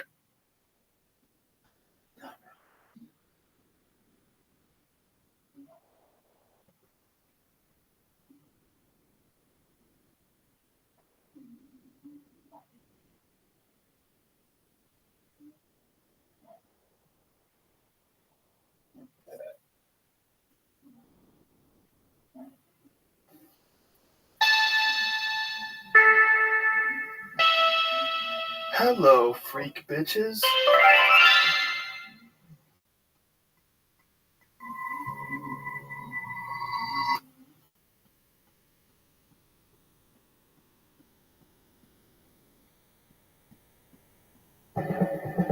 Joe Rogan Forecast, check it out. The Joe Rogan Experience. Train by day, Joe Rogan Podcast by night. All day. They have, yeah, okay. Let's go. They have a real Estonia. Yeah, so like the comics there, it's called Humor Clibby, I think. And every show done in Estonia is only produced by these comics. So no one gets a piece of it besides comedians. Oh. Yeah, so they've like totally collectivized comedy in Estonia. Oh, so they sort of developed their own scene, just the comics did. So there was no comedy club that was available, and they kind of created something? Well, Estonia's been a country since like 1994. Yeah. You know, so it's like Super all real. brand new. And I think free speech was just legalized like, you know, last year or whatever. And they brought me over. So, but the crowds, bro, I did a show in the college town there, and I was like, I watched the first two comics, Ari, very funny, not getting big laughs. So I went out there and tried to like tackle this crowd. And at one point I was like, where do you work, ma'am? And she went, no! That was the amount that they wanted to connect. And like, they don't laugh audibly. But afterwards I'm out there selling merch and they're all like, that was a pleasure. It was a time of my life. Thank you. It's like, okay, well, in America, typically we smile at least if we're having the time of our life. It was like someone's gonna throw a rock at them if they made any noise. Wow. Yeah. They're probably shell shocked. Oh, for sure. Yeah. Oh, you gotta imagine. But Ari's like Ari Matty, who we're talking about. Yeah. Who is very, very funny. Is such a joyful guy. Silly. Yeah. Yeah. Like, how did he come out of there? Well, I think he's just happy to be out of there. He just turned him. Yeah. It turned him into who he is now. Yeah. It's like in The Great Escape when he sees sunlight and all he can do is smile. Yeah. Yeah. Yeah. It's interesting when you see someone who's really talented that comes out of a place that doesn't have any history of it. Yeah. You know. Well, they're going to create their own culture there. So Yeah. they got to figure out how to do stand-up. And I think that Ari can do stand-up in like 3 different languages. Wow. Yeah. So, what is Estonian? What do they speak? I think Estonian. Oh, they have their own I language? think so. But they've only been a country since 94. Right. Well, so they were a country, and then Russia came in, Right. and they weren't a country, and then Russia left, and then they were a country, and then Russia came back, I think, and then they were a country Oh, after boy. that. So they just have this like history of having a boot on their neck for years and years. So I think he can do Estonian, and I think he can do Russian and English. Wow. Yeah. That's crazy. And he can like kill you with his bare hands. And he looks Yeah. great with his shirt off. Yeah, he was a MMA fighter. Yeah. He had 3 fights. And he's fighting Estonians. They're just scary people. That's how you go 0-3. Yeah. Oh, you're too nice. You're too nice to be in that game. Yeah, quit doing act outs. Yeah, he was with a legit gym too. Legit gym. It was a Straight Blast gym. That's Conor McGregor's gym. Whoa. He's an affiliate of that. Yeah, he's legit. Yeah. I'm happy for him. I signed his like visa letter. Oh yeah. Him and James McCann, I'm both on them. So if either of them fuck up, I'm going to be in big trouble. I don't know McCann. James McCann is Shane's boy from Australia. Oh, I do. That's Yeah, right. yeah. I'm sorry. No, Yeah. I do know him. That's right. There's so many fucking names now. It's hard. I've met more people in the last year and a half since the club's been open than I have probably ever in my life. I try to keep an eye and pay attention to all these new faces and new comics. Oh, yeah. You know, but it's pretty amazing. Well, you make yourself available to them, too, which is cool. I admire that about you. Because you could just, like, be a man in a tower and, like, you know, do this thing. But no, you're, like, out there. No, I'm one of us. Yeah. You know, that's the only reason why the club works. Oh, for sure. Yeah, you can't. Ugh, that'd be gross. I have very little say in how things even go on. Yeah. I hired good people, and I said, let's just make sure that we have some core tenets, you know, in terms of like the pay structure. It's like entirely, you know, opposite of most clubs. Yeah. The money goes to the comics. Yes. Which it should. Uh-huh. Like, if you're a comic and you don't have it set up like that, what the fuck are you doing? I don't know. So we always knew we were getting robbed, right? Mhm. Now And we were like, hey, thank you for robbing me. Thank you for the opportunity. I'm a club owner now, so I'm like, I know we were getting robbed, so I'm not going to do that. Yeah. I'm not going to have it. It's funny how many club owners get mad at it. Oh, dude, I mean, I'm finally selling tickets now after, like, you know, fighting it out for, like, 20 years. And the independent clubs will give you every penny that they can give to you, whereas, like, the corporate-owned clubs are, like, you know, they have the exact spreadsheet. Oh, they're brutal. Yeah. They're so brutal. They're so brutal. This is like, I don't want to say who it was. Oh my God, I just got a hot sauce in my eye. Oh, no. Fucked up. I was eating something with ghost peppers today, and I forgot I had it on my hand. And I just wiped my eye. At least you didn't touch your dick. Wow. I did touch my dick. That's the worst. Yeah, it's not that bad. I've Not done as bad it. as the eye. Oh, I did a jalapeno, and then I touched my dick, and then my wife came home, and I had the tip of my penis in a saucer of milk. She was like, what are you up to? I'm just like crying with my dick in That's cream. like that old Eddie Murphy bit about putting the aftershave on his balls. Oh, yeah. Clear eyes if you think that'll help at all. Yeah, throw that over here. Oh, God damn it. Capsaicin's a hell of a drug, man. Ghost pepper, baby. That'll wake you up. God. It's like those smelling salts you have in the green room. Oh, yeah. I fucked Yeah, around. bro. Dude, I dipped my toes into those waters, and I think The ones we have in the green room are bullshit compared to these. hey, I'll take your word for it. Oh, come on, bro. You got to take one. I'll blast one. One blast. Chuck that sucker Sure. this way. Maybe that'll clear up my eyes. It's going to clear up something. You psycho. Definitely gonna forget about your eye. Oh my God! Oh, What a- oh my God! What a glowing endorsement of this product. Oh my God!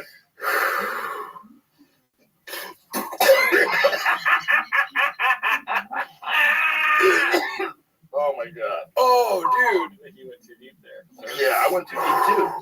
Oh, I felt it in my lungs. Oh, it gets Oh man, it really hits like the reptile part of your brain. Yeah, exactly. Right.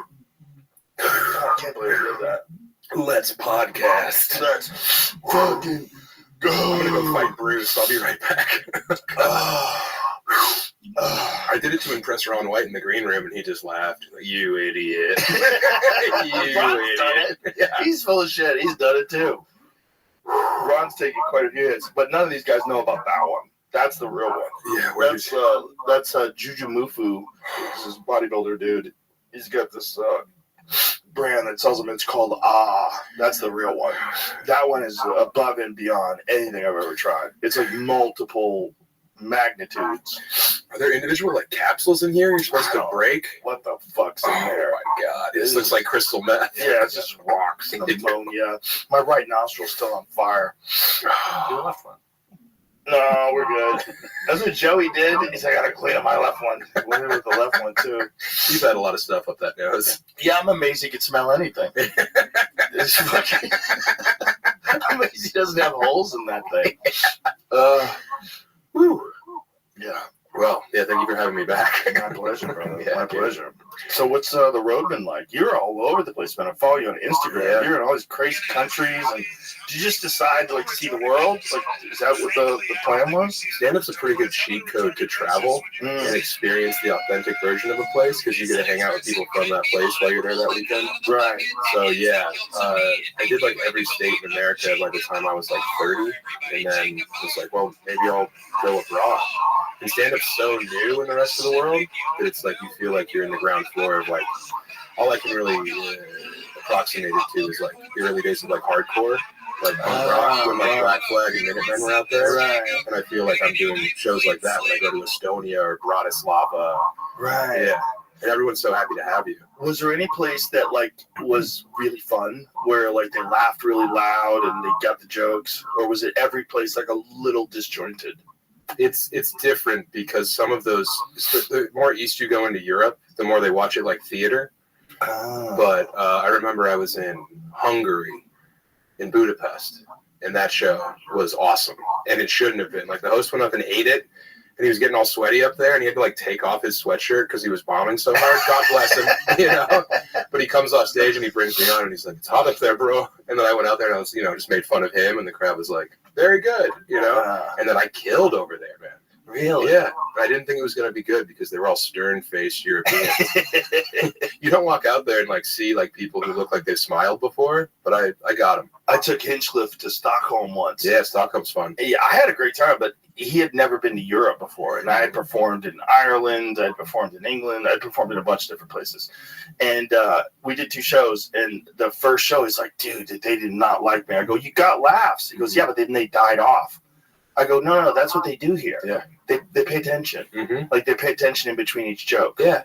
Yeah. Like, they don't just keep laughing and talking and making noise. Like, they're also not eating hot wings. Right. Yeah. No one's like arguing about splitting the check or anything. That was another thing that I made sure with the club. No food. Yeah. It is food.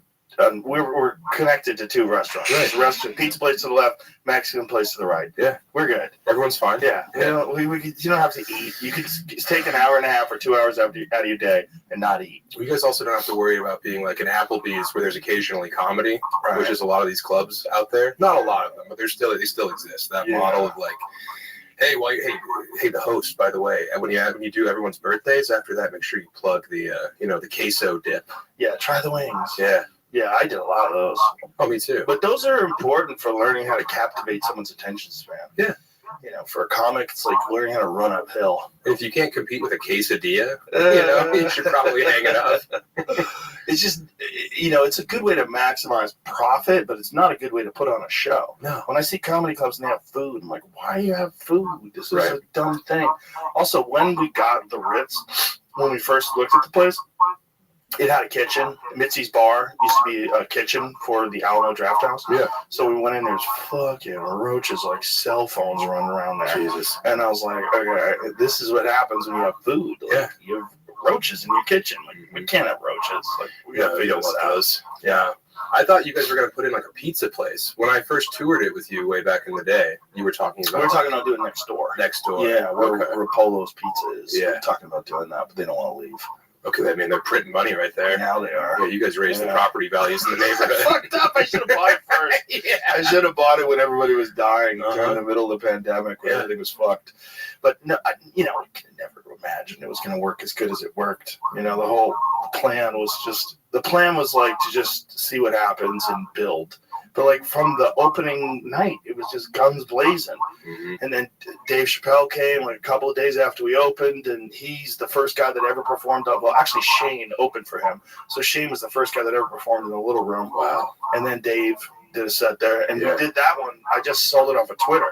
I said we're having a special intimate show tonight at 11:30, and it sold out. No one had any idea who it was. And then when they found out it was Dave, it was fucking pandemonium. And that was in Little Boy? That was in the Little Boy, Oh, yeah. my God. So he did the first set in the big room, and he did a set after me. So they had no idea then either. And again, the club had just opened, and everybody's cheering. I'm like, thank you. Actually, the show's not over. We got one more comedian, ladies and gentlemen. One of the greatest of all time. Please welcome my friend Dave Chappelle. And he goes out stage, and they just went fucking bananas. People's heads exploded. Yeah, it was awesome. Yeah, they liquefied. It was awesome. So we like from the beginning, it was guns blazing. Then so many people started moving here. And I'm like, wow, okay. And then now we're at a point where I'm like, I think we need another club. Yeah, carrying capacity might have been reached over there. It's mobbed every night. Yeah. So I'm like, I feel like we could get a club like down the street and, have an A and a B club, and just, it's all for all these young people. It's all about numbers. Like how many you need. Obviously you need to analyze your material. You need to write, but it's about getting on stage. That's one of the primary components that needs to be a part of this equation. Like you have to go on stage a lot. Volume. Yeah. And in a good environment. Mm-hmm. You need the bad environments too. You need shitty. And you're going to get plenty of those. There's a lot of that around here. I mean, God, I was just at this club this weekend. The Comedy Vault in Batavia, great club, but the AC was broken. Oh, no. So it's just like, and they were packed shows. Oh, and no. people are just in there, like dropping out. By the time I got up there, people were not stoked to still be in that room. Yeah. And I'm just dripping sweat. I look like a ham in a window. Dude, the Creek in the Cave was like that when we first moved here. Mm-hmm. They had no AC. The AC was garbage. And you'd be drenched with sweat on stage, like soaked t-shirt. Yeah. And now it's like 60 degrees in that room at all times. Yeah, they fixed it. Yeah. That's the way to do it. I mean, like Letterman always used to have his room like super, super cold. Like the idea is that like warm makes people sleepy, but when they're a little uncomfortable, they're awake. You should just put these at every table, man. Make it mandatory when they sit down. We have people throw it up in the middle of the show. Most people like do not want that. Do you guys do check drop? I don't remember. No. That's the easiest thing a comedy club can do. Get rid of check drop. Yeah, we were doing it in the beginning, and they were like arguing that we had to do it. And it was a different person running things. Yeah. But I was like, no, we don't. Like other clubs don't do it either. Well, it's going to take more time. Then it takes more time. And the show's better. Yeah, the show's better. The most important thing is that the show is like the best show we can put on. Right. That's what we're selling. Yeah. We're not selling a check drop. No. So like you'd be on stage in the last 10 minutes of your set, you'd hear us mumbling and I don't know that. Mm-hmm. One time a guy yelled out, "Bitch, who said you could order hot wings?" And I heard that when I was on stage, and I couldn't. He buried me from the back of the room. I couldn't recover from that. That's hilarious. Yeah. Bitch, who said you could order hot wings? Yeah, the Denver Improv. I've never been to that one. Of course not. Comedy Works is so good, though. Dude, the Improv came and they said, Wendy, you've had it too good for too long. We're going to put Comedy Works out of business. And Wendy's response was to open a second comedy club. And now she has 2 A clubs and the Improv's out there, like, barely surviving across from, like, a Toby Keith's I Love This Bar. What I was going to say is there was a club that I, like, when Fear Factor had ended, they decided that I wasn't, even though I'd sold out like every show for like every time I had been there for years, they decided that I wasn't a draw anymore. So they tried to decrease my amount by 25%. And I was like, what the fuck are you talking about? They're like, we don't think you're a draw anymore. I go, but I sold out a year ago when I was here. Like, what are you saying? And so I didn't work for them for like a year and a half. It's one of those big clubs, big companies that has a lot of clubs. Yeah. Yeah, you know what I mean? I think I know what you're saying. For like more than a year and a half. I think it was like 2 years that I didn't work for them. I'm like, fuck you. Yeah. And then when everything was like really going great for me, then they finally came back and gave me great deals. But I'm like, you guys are retarded. Like, this is so stupid. What are you doing? Why are you doing that to me? I'm keeping the lights on around here. How many national headliners do you guys legitimately have? Right. And you're going to alienate one of them just because you think you can make 25% more money? Yeah, and you're going to sell out every ticket. They're not papering the room for Dude, Joe it was Rogan. sold out in advance already, like to the point where I was already having to like tell them I don't want to do radio. Like, I don't have to do fucking radio if it's already sold out. Like, oh, we have a relationship with the radio station and they like it when you come in. I'm like, I don't like it when I come in. I don't want to wake up at fucking 5 o'clock in the morning on Friday. No. When I'm the least funny I've ever been at 6 a.m. And then I have to go back to sleep and wake up for the show. I'm going to be all disoriented and fucked up. Makes the shows worse. Terrible. I'm on there selling a product that is going to be impaired because I'm on this radio show. Also, like, this is around 2007, and by that time, the ship had already sailed with radio. It was kind of already gone. Mm-hmm. It was then becoming more internet-based promotion. Right. And then by time, I mean, I guess now some people still have to do radio shows. And I talk to these guys, and some of them like go on stage, hey, how many people heard me on the radio today? Like, crickets. Mm-hmm. It's like a waste of your time. It's a total waste, but I think that it is like built into whatever relationship the radio station has with the club. And just quite recently, I've had to not do radio any longer, and it feels good. It is nice. Well, dude, Kill Tony is a fucking kingmaker. Dude. I had no idea. Isn't it incredible? I was in Bratislava. There's people in Kill Tony t-shirts. It's nuts, mental. man. Yeah. It's nuts. Have you been to one of the arena shows? No, I haven't. Holy shit. Yeah. That's when you realize. Yeah. When you go to an arena show and they all sing along with like the Hans Kim song, and they all know like everybody's like thing, and when William Montgomery comes out, they fucking go crazy and stand up. We like the Black Keys are huge Kill Tony fans, and they love William Montgomery. So when they were in town, they were doing my podcast. They were like, oh, "Can we see William tonight?"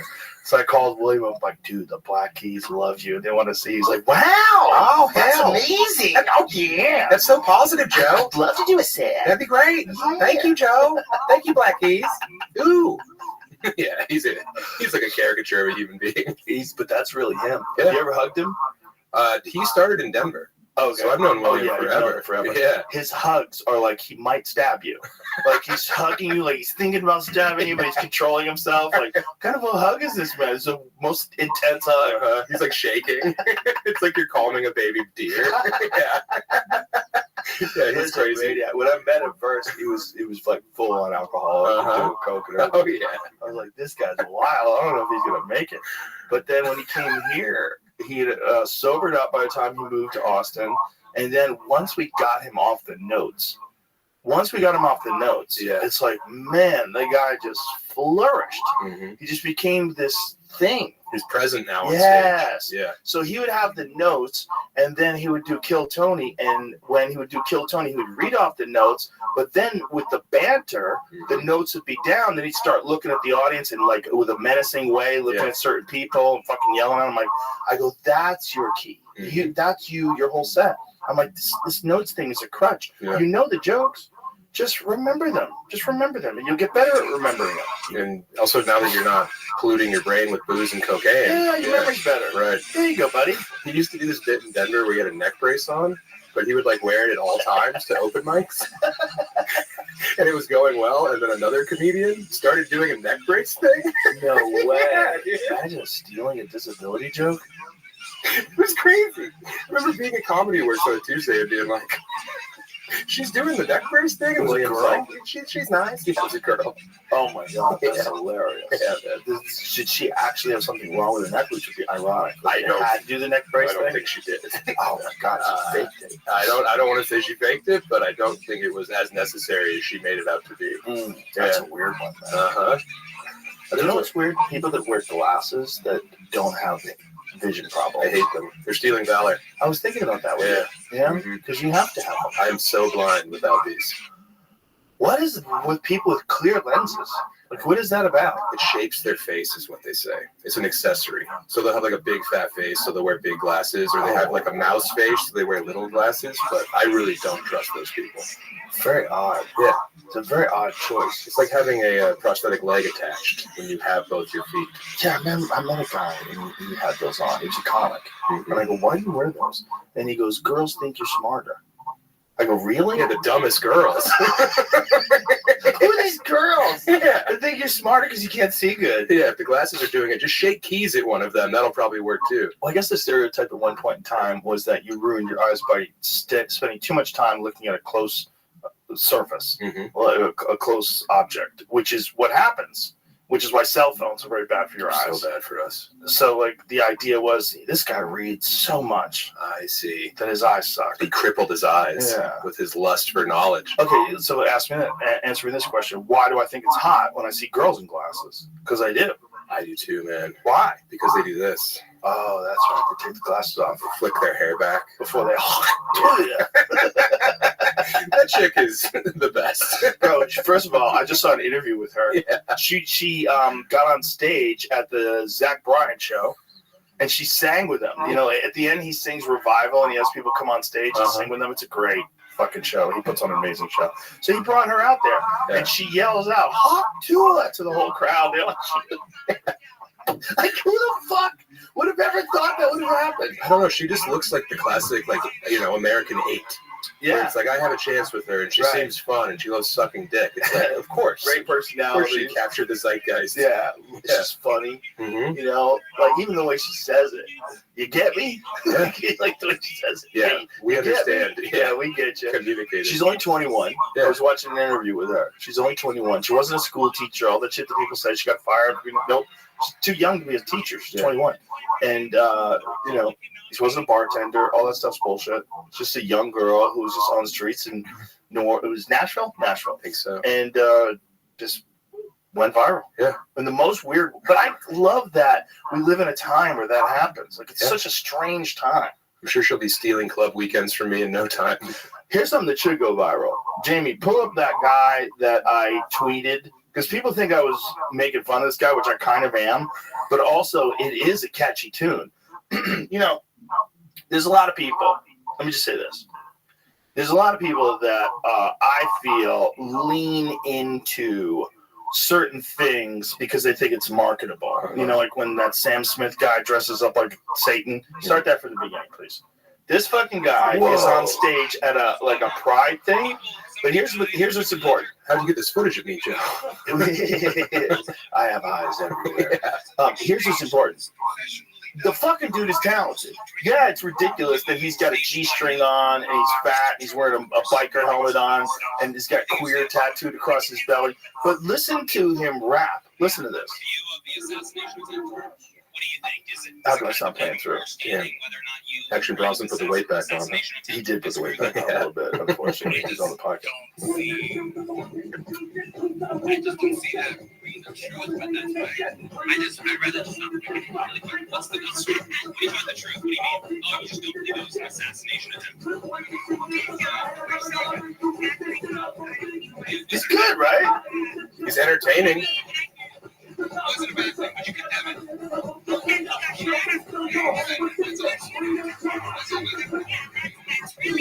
Like one of the lines was, "Let me fill your hole with semen." I'm pretty sure that's the only thing that I could get out of all that. Like the little dance. But it's just the flow. His flow. I mean, everybody's freaking out about it. Oh, the end of the world. Listen, that's a grown man out there swinging dick for other grown men. Yeah. And they're having a good time. They're having a consensual hit. Yeah. He's having a good time. People like it. But my point is, like, that's that guy. Yeah. He's got queer tattooed across his stomach. He's not fucking cosplaying. It's not performative. Yeah, that's who he is. Pure. But he's fucking talented. Yeah. Like that rap, like the flow is good. Like it's fucking good. Also, now. if you go to a show, don't you want that guy leading the band? Hell you know, yeah. That's a blast. That's Fat Gigi Allen. He'll suck you off. Yeah, I'd love that guy to open up a show. He should open up Fully Loaded. That's what he should do. Him and Jelly Roll. Bert's fucking buddies in the old the Bert's crowd. Just have that guy go out there first. And then Bert would come out in the exact same outfit. Yes. Yeah. With the machine tattooed on his belly. Yes. Yes. With a fucking biker hat on. Yes. Yeah. Yeah. I'm all for that stuff. Me too. I like freaks. I love freaks. I like freaks of all. I mean, here's the thing. Like, a lot of people are upset about the Pride Parade. Because they're like, oh, they're doing the Pride Parade and they're doing it in front of all these children. Hey, Don't bring your kids to a fucking pride parade. Right. I know you want your kids to be tolerant. Oh, Simply Marvelous. Chris Condi, queer conscious rapper. Is that him? Boy, it looks a lot like him. Oh, those are different tattoos, I think. No, No, there's there's queer on his queer. belly. That's Yeah. him. He's based in Austin, it says. Oh, hell yeah, dude. hey, fella. Whoa, he has a song called American Faggot. Well, there That's you hard go. as hell. Yeah. That dude's talented. That Yeah. probably was in Austin then. Oh, for sure. Yeah. It looked like it was at a farmer's market based on the crowd. So, like, there's this thing that people are saying about, like, the Pride Parade, because all these people are walking around naked at the San Francisco Pride Parade, and so they were interviewing these people, and they have their dicks out. Yeah. Listen, if you don't want your kids to see gay guys being sexual, that's what Pride Parade is. Yeah. It's not like a bunch of 40-year-old gay engineers holding hands, like married guys who are just holding hands, like, Blowing hey, each we're other proud. kisses. Yeah. It's different than anything else, like any other kind of pride thing, because it's not just like we just happen to be gay. It's overtly sexual, always. It's guys with fucking ball gags and dog leashes. And, Pissing on each other. yeah, it's nuts. Like, I'm not against it at all, but you can't complain that that's happening because you brought your kids. You can't take your kids to the cage fight and complain about violence. Exactly. Yeah. Don't take your kids to Pride and complain about the gays. Yeah. They're having a blast. They too. have a good time. Yeah. I used to do a bit about how, like, I would always think, am I exaggerating about, like, the gay neighborhood? Like, in LA, they have Boys Town in Santa, and it's so crazy. Like, I was always saying to myself, like, maybe I'm exaggerating. Maybe I need to drive through again. So every now and then I would take the right turn and go down Santa Monica Boulevard and head towards the ocean. Yeah. And it's 5 blocks of no one saying no. It's just wild madness. It's dudes in cowboy hats and G-strings on poles. Yeah. Guys making out in the middle of the street and humping each other. It's crazy. Having the time of their life. Having the time of their life. Yeah. All yang, no yin, and no one can get pregnant. I'm all for it. Yeah. You wrestle, but everyone wins. Well, also, those guys have their own neighborhood. The difference between the gays and lesbians, unfortunately, never developed this, because I have a theory. I think that straight men find out that lesbians move next door and they go, I'm an ally, and then they become their neighbors. Whereas, like, straight men never move into a gay neighborhood. Very rarely. Yeah. You can't, like, The property straighten up values. a gay neighborhood. No. But they figured out a way to make, like, a whole area all gay. Yeah. Like, only gay guys can do It's that. admirable. It's great. It's great. It's Yeah. wild. Mm-hmm. But it's just wild that they can pull it off in almost every city. Well, and also they can go into places, and then they gentrify these places on the margins of the city, and the next thing you know, all the houses are worth so much money because Yeah. they invest so much in their properties. They invest so much in their property, make things more safe, Mhm. and they keep a lot of people from moving there. Oh, yeah. It's a good move. If you can tolerate a lot of techno and dudes walking around on Molly, Yeah, for sure. fucking live there. But also offering you Molly, typically. Yeah. They're very generous people. Oh, yeah. Yeah. Yeah, when I was a kid, I lived in San Francisco.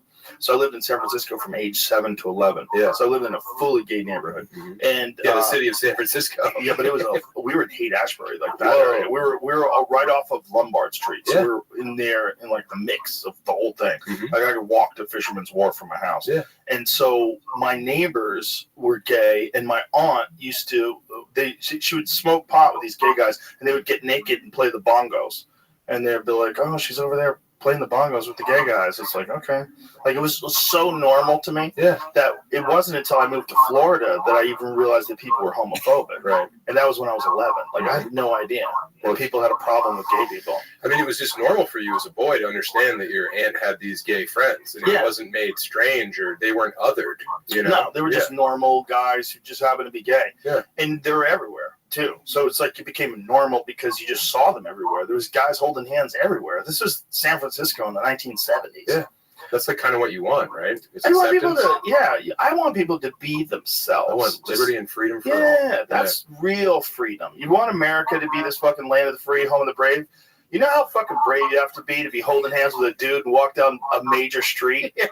What are the possibilities of running into homophobes? It's pretty fucking high. For sure. Pretty sure. Like, if you're going to walk down any major metropolitan, for any, like, 3 or 4 block stretch, the odds of you running into a homophobe is very high. Someone is Yeah. going to be violently angry that you love another man. Right. Yeah. I think that the young people now, they want to be homophobic, but I think that most like 18 to 23-year-old dudes have probably sucked a dick or had their dick sucked by a fella. Really? I don't know. I'd venture to guess What do you think is happening today? It's a mist. They pump into the classrooms. It's like the gay bomb they tried in Iraq. Do you know about that story? No. Oh my God, you don't know that? No. Oh my God. What? The United States spent millions of dollars trying to develop a gay bomb. Wow. And so it's based on this hormone and this chemical, and they would detonate it above a city. And apparently it'd make men so randy that they wind up fucking each other, and it would demoralize them. This was the supposed idea. No way. Yeah. This is how goofy our fucking government is. Not knowing anything about the Spartans, who are gay as fuck, who are like one of the greatest armies the world has ever known. Yeah, they could come They for were each other. so gay. Yeah. Not just that, but when you fought next to someone and they were your friend, Yeah. that was one thing. But if it was your lover, you would protect them to the death. That's so smart. Yeah, man. Well, they just also, I think people were just gay then. I think people back before they realized, like, hey, you probably shouldn't fuck kids. They just fucked everything. Yeah. You know? Yeah. And then the kids started writing down, and once my uncle fucked me, and all life was downhill. And you read that, like, oh, they probably stopped fucking kids. It like, took forever before they figured that out. Because if you think about it, like Aristotle, Plato, Socrates, you go back in time, all those guys had like young boy lovers. Yeah. It Yeah. was just accepted, and it was like part of passing your philosophy forward. Because you would take an apprentice, Yeah. and he'd also fuck his thighs from behind, but then he would tell the world your story. Yeah, that was totally normal. He was fucking writing everything you were saying, he was dictating. Yeah, and Yeah. dictasting. Yeah. But there was like that thing with like the philosophers. Some of them thought it was low-minded to actually have sex with the children's butts, so they would just bang their thighs from behind, and that was like Low-minded. cool. Yeah, I think so. They just titty fuck their thighs. Exactly. Yeah, that's a Yeah. good move. It's a real soft part of the body. Yeah, you don't get that hurt from it. You know, it's like, I wish that didn't happen, but at least it didn't fuck my butthole. I'm still tight as a drum. Yeah, it didn't make me walk around uncomfortable. Like, what the fuck did he do to me? Yeah, I don't have to use a diaper now. You just feel weird. Like, oh, that guy just jizzed all over my thighs. Yeah, but whatever. What are you gonna do? At least they know about geometry now.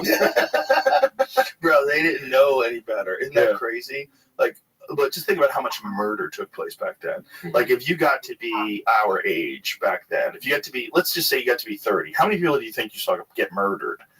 Probably dozens. Yeah, You probably saw people get murdered all the time. over very small things. Over almost nothing. Yeah. Disrespect. I mean, look, when this country was founded, one of our presidents, I forget which one, engaged in a duel while he was president. I think Andrew Jackson put Was it a Andrew lot Jackson? of people. Yeah, that was like his whole thing. He just liked to shoot at people Yeah. from 10 paces. Mm-hmm. Which is the dumbest fucking thing to think. If you hate someone, you don't like them, why don't you guys agree to fight or something? Right. Why you gotta doing so dumb? With pistols that. Yeah. Many people think Andrew Jackson fought hundreds of duels. He did have a temper. He was challenged, and he was challenged others several times, but only one duel resulted in shots fired. In 1806, where he killed Charles Dickinson. That's good. He was a terrible shot. How far away did he shoot people from? Those guns suck too. I mean, they're shooting people with muskets. Right, and he shot like a marble. Yeah, it's shot a ball of lead, Mm-hmm. and not very accurate either. And you probably didn't die every time. No, You can take one of those. yeah, You're you fine. take one in the shoulder, Yeah. especially if they're not accurate. Oh yeah. But a lot of guys are probably crippled from them. Oh, for sure, because it would crack your bone. Yeah. It would like hit the bone and bend it in half, and And then then that was, they never knew how to fix bones yeah. back They then. just have to chop it off. And they probably didn't even know how to get the lead out. No, that's a good point. I bet People lead get poisoning. Deep in there and just stays in there. Yeah. Ugh. Ugh. I would. You should have the door guys duel for stage time with period type guns. You know. Right. They just paintball guns. Did you ever see that scene in that Mel Gibson movie, The Patriot, where the guy gets hit in the face with a cannonball? Oh yeah. No. Yes. That's Or in rough. Napoleon, where that horse gets exploded with a Oh, cannonball, like the yeah. first 3 I didn't minutes. see Napoleon, but I heard about that. The first 3 minutes is all you have to see. Really? Because you see a horse take a cannonball in the chest, and then the rest of it's just like him simping for someone. Oh, yeah. I Yeah. heard they cut them out. It wasn't the best movie. It was pretty. It was like a lush film. What a waste of Joaquin Phoenix. Yeah, he's the You man. know, that guy's so good. He scared the shit out of me in the Joker. I was like, oh my god! And then the riots happened like a year later. Yeah, I know. Like, oh my god! Predictive How much is programming. it responsible for this? I don't want to sidetrack too far, but this is saying that duels back then were not exactly what we think they might have been. Oh yeah. It's more of a test of courage. It says people didn't just take 10 steps and shoot as quickly as possible. Most of the time, people would stand and fire their guns in the air, purposely miss their opponent, making a duel more or less a test about courage. However, there are plenty of real-life examples where people would try to kill each other in a duel, for example, Hamilton and Burr. People involved in duels also chose seconds or people to accompany them to the duel to make sure it was legitimate.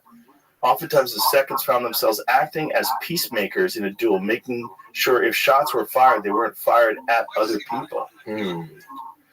So it was a lot about playing chicken, I guess. I think so. And Making them occasionally they flinch. shot each other. Yeah. What the fuck? And they probably had. John Wick was like that at the end, right? Didn't the guy try to get like a No, spoiler alert. John Wick pretended he shot, but he didn't. Yeah, I held I his was thinking bullet the to other take guy. a shot. Didn't the other guy want to get a replacement or something? Mm-hmm. So John Wick wouldn't kill him. Oh yeah, on the steps of Montmartre in Paris. The last one, you know, as much as I love those guys, the last one was just so cartoony. It's so hard to take seriously. I'm okay with it. You can turn your brain I off love and the stare. first one. The first one's the best one. Mm-hmm. Because the first one, all the motivations are clear. Oh my God, they stole his car and killed his puppy. Yeah. Let's go. Let's do it. And then they build this world with like Yeah. continental and stuff, which was Yeah. cool. There was lore. I like those movies are the best. Yeah. You see the first Furiosa? one. No. What is Furiosa? The new Mad Max? No, I haven't seen it. Bro. Is it You great? need to treat yourself. Really? Did you see the most recent Mad Max before this? Yes. Remember how great it was, and you Yes. left the theater going, "Movies are the best." Yeah. It's that again, but Really? they figured out how to do word for it with like kites and stuff as well. Oh, Yeah, dude. It's so nice. good. Okay, I'm in. The whole movie was storyboarded too, so it looks like a graphic novel. Ooh. Yeah, it's like the best graphic novel I've ever seen. Oh, no It's a kidding. movie. I haven't heard anything about it. It's so badass, dude. Yeah, I think there's too much content today. For sure. It's very difficult for people to pay attention to everything. Right. But there's very few movies that are like actually something you need to see in the theater. Right. And I think this is one of those things. I heard Dune 2 is one of those. Yeah, if you can stay awake. Oh, really? I took so many edibles, went to Dune 2. I didn't make it past the previews, man. I like ate all my Reese's Pieces and then was just zonked and my wife's punching me in the stomach. No, Yeah. that's the worst. Yeah, dude. Well, you get in them comfy chairs like Sinopolis. Yeah. You know, the way you lean back and it's got the cup holder there. You're like, oh, you find yourself snoring. Yeah, and you can vape in there now. You have your weed pen. Oh, really? You can yeah. vape in there? I mean, you can't vape in there, but you can vape in there. Yeah, you can. Yeah. Yeah. Yeah, just like smoking live rosin and trying to stay alive. Oh, that's I hilarious. love movie theaters. Yeah, movie theaters are great, especially for a comedy. Oh, Because yeah. it really is like the thing about comedy clubs. Like last night, I went to see Kill Tony, and you know, I like watching shows now more than I ever have before because you don't get a chance to do that when you're performing a lot. You watch your friend do a set, but I sat and watched a show. Yeah. You know, and I've done that a bunch lately. Watch a show, and it makes you appreciate it from an audience's perspective. Yeah.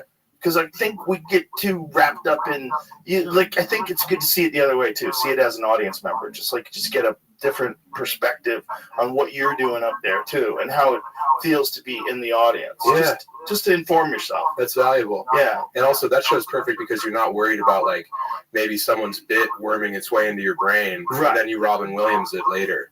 Yeah. You know what I mean? That's why Norton doesn't watch stand up. I can't watch it either. Really? Yeah, because like when you riff a lot, when you're, Right. I like improvising a lot on stage. Uh-huh. Every now and then, you'll tell someone's joke, and then it's that moment where you're like, y'all like ask my feature, like, is that someone's bit? Right, You know, like, right. because you don't want to be that guy. Right. You know? Yeah, that definitely can happen. Yeah. You know, but the thing is, it's like integrity. Like, does it happen on purpose? Or does it just happen? If it just happens, maybe you should figure out why. Maybe work on something for your memory, or think about, or maybe just don't leap to. The problem is some ideas that you don't steal almost feel stolen. You know? Because this is the problem with creativity. Because this is the concept of the muse, right? That these ideas are just given to you by like the gods. It kind of feels like that sometimes. Like some bits, they'll arrive in your mind with a setup and a punchline. Sacred knowledge. Yeah, there's something going on there. I know. I don't know what it is. I have a bizarre theory that ideas are actually a life form. You think that they're energy? I don't know what the word energy means. Like the word energy means electricity, but also means diesel energy engines. You know, it means a lot of things. Like what do you get energy from? You get energy from the sun. It's energy, sure, but I think it makes stuff. Everything you see on this table came from an idea. Yeah. It's like ideas get into our minds, and then we make cars, or we make planes, or we make computers, and then ideas, they build on each other. You have to have all these other people's ideas, and you pool those ideas together and create a new invention. I think they're a life form. I think they're a way that they force creative apes to manifest physical things. As if there's like individual dimension. particles that might be an idea. There's like an atom that's imbued with an idea or a bit, and somehow that gets into you. I think the muse is a real thing. Yeah. And I think it's the more time you spend thinking, you can kind of hear those calls. The more time you spend alone writing and thinking and working on stuff, you hear those calls. And those calls, like from the ether, from wherever the fuck it's coming from, those make their way onto your page. And then there's real work involved too, where you're analyzing it. Okay, how can I make that better? Maybe setup's too long. Maybe it's too, like, maybe I should toss it and just readdress. Like, I'll do that sometimes where I'll take a premise and just, some of them just feel clunky, you know, like you're trying to work it out, but they don't necessarily feel right. And you get kind of last, but then you're doing it the same way over and over and over again. And then that, like, it's that wonder that you had when the bit is new dies, and then you're just repeating something. Exactly. And you can see the crowd lose interest in it. Yeah, you're not connected to it, so why would they be? Right. So then sometimes with those kind of things, I will just throw it aside and rewrite the joke just on the premise. So instead of using all the setup and the punchline, I'll say, there's got to be another way to address this topic. Like, let me see. So that, I think, is like real work. That's real work where you're thinking and you're analyzing. Wow. But the ideas themselves, like the structure of all comedy is an idea. The structure of all comedy is like something comes to you. There's a thought where you either you see something that's preposterous, or you hear something that's ridiculous, or, you know, there's something.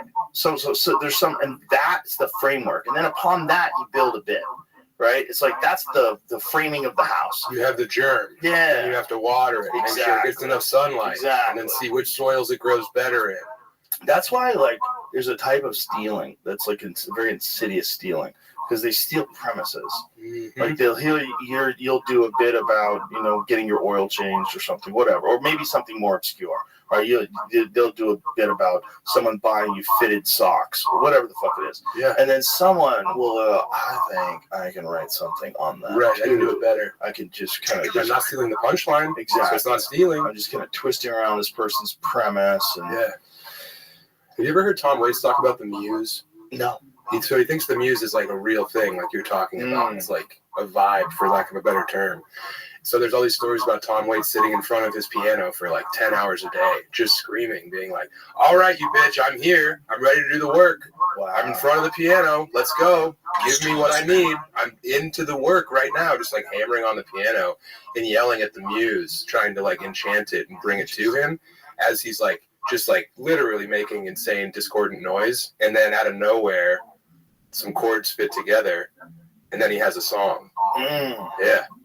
It's just so hard to know, right? It's so hard to know what's going on. Yeah, but you can't write a book unless you're in front of the typewriter. You can't write a song unless you're in front of the keyboard. All these guys are like, how do you write a book? It's like, you have to be at the station where you do the work. Yeah. You can't just sit there and be like, oh man, I'm going to write a book one day. No, sweat over the keys until you have 1,000 words or whatever you need for that day to be done.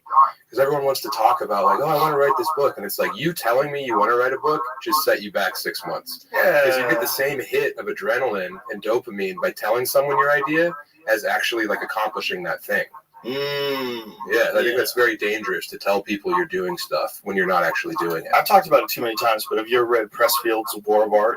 No, I have not. Oh, we have a copy of it for you then. He sent us a box of them, because I used to give it to comics when they would, or any kind of creative person when they came on the podcast. But Pressfield wrote this book, and he talks about the muse as if it's a real thing. Yeah. Pressfield was kind of like a ne'er-do-well until he was like 40. Kind of like was like half-assing it until he was 40.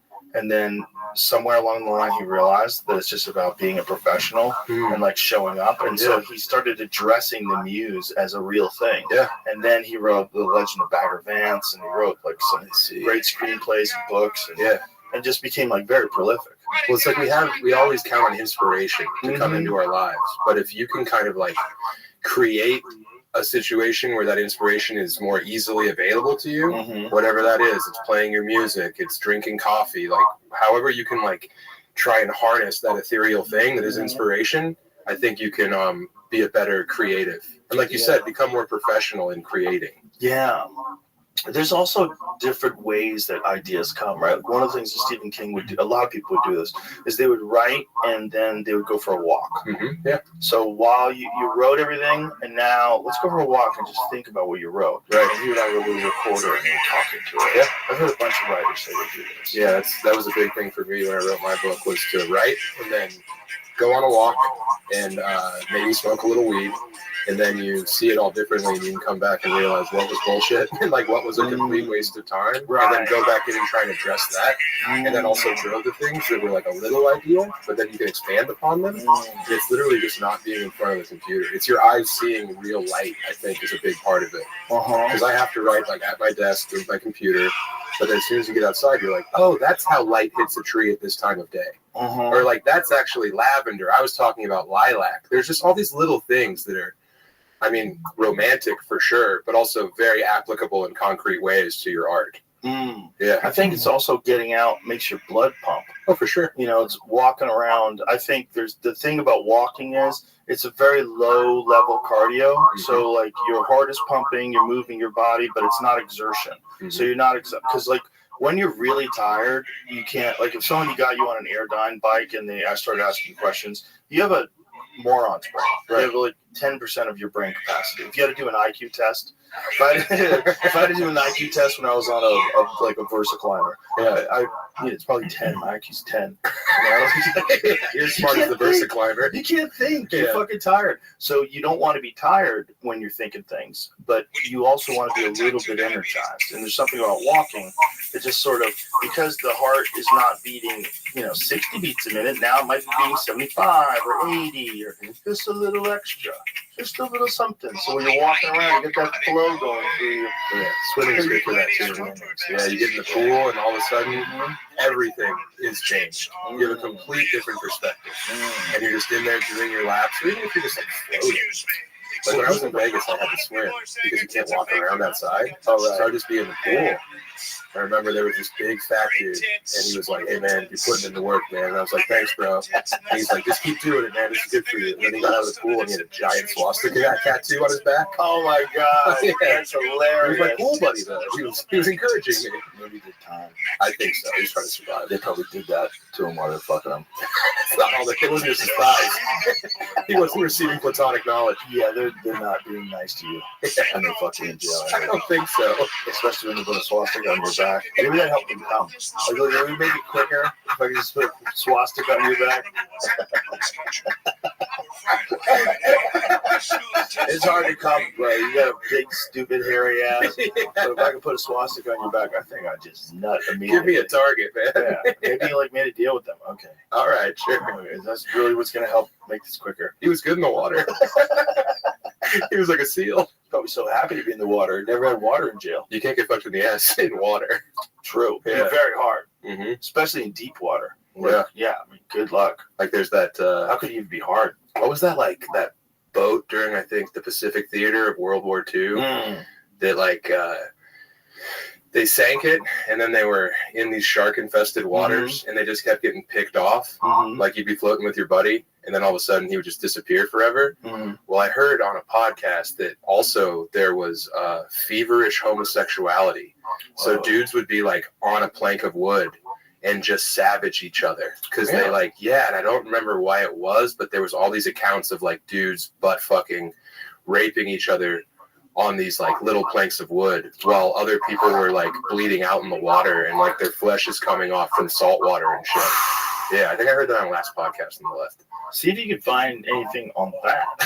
Yeah. I was already looking before he finished talking. Oh, yeah. He's got a lot of butt fucking windows open over there. Butt fucking while getting eaten by sharks. Yeah. Wow. Which one's worse? I guess if you were in that sort of scenario, and especially for long periods of time, your mind just must be so overwhelmed with anxiety and fear and then acceptance and then sadness. You're watching people around you getting killed. Yeah. The morbid fucking the tissue floating in the water, whatever's left of your friends. And also, like, if someone's bleeding, you get as far away from them as possible because the sharks are going to eat them.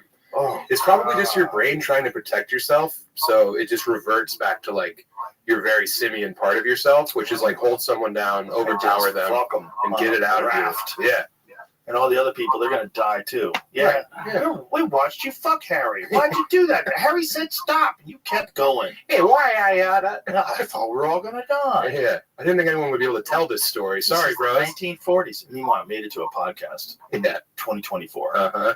Wow. We're not naming names. No, I don't know any. I would gladly if I did. would if I knew them. Yeah. I'd name their names. Yeah, where's their plaque? This guy butt fucked a bunch of people. How about the guy who got butt fucked? Right. Not only did he watch all his friends get eaten by sharks, he also got butt fucked. He got a purple heart and a purple sleeve. And he's like, don't worry about it. We're all going to be dead in an hour or two. Take me. And then they get rescued. They're just tattooing swastikas on it.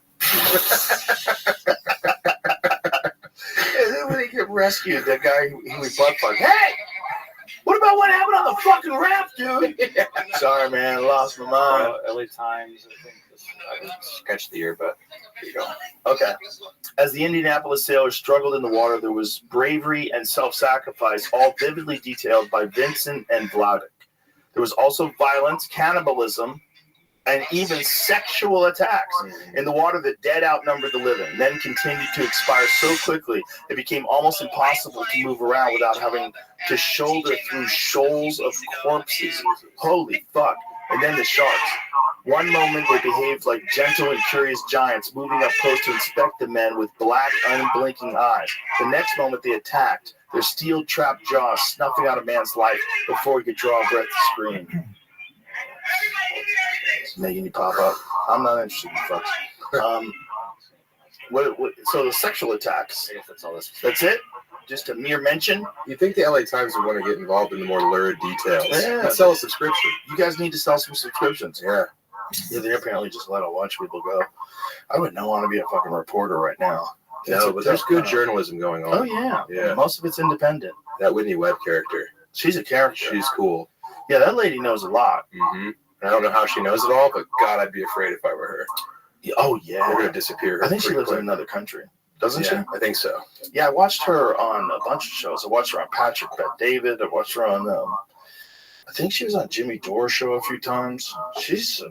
She knows a lot. I think Tim's got a direct line to her. That's a wild thing to like be focusing on, the evil like oligarchs and people in power of the world, and how they've twisted everything throughout history. Like, you make yourself a real target. The bloodlines. Oh yeah, all that shit. Yeah. The bloodline stuff is wild. It is. That's really wild.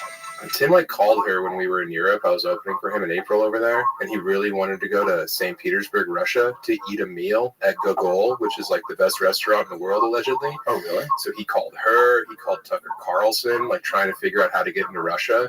He even went to the State Department, and they were like, no. And he's like, I'll be there for 3 hours. Come on, let us eat dinner.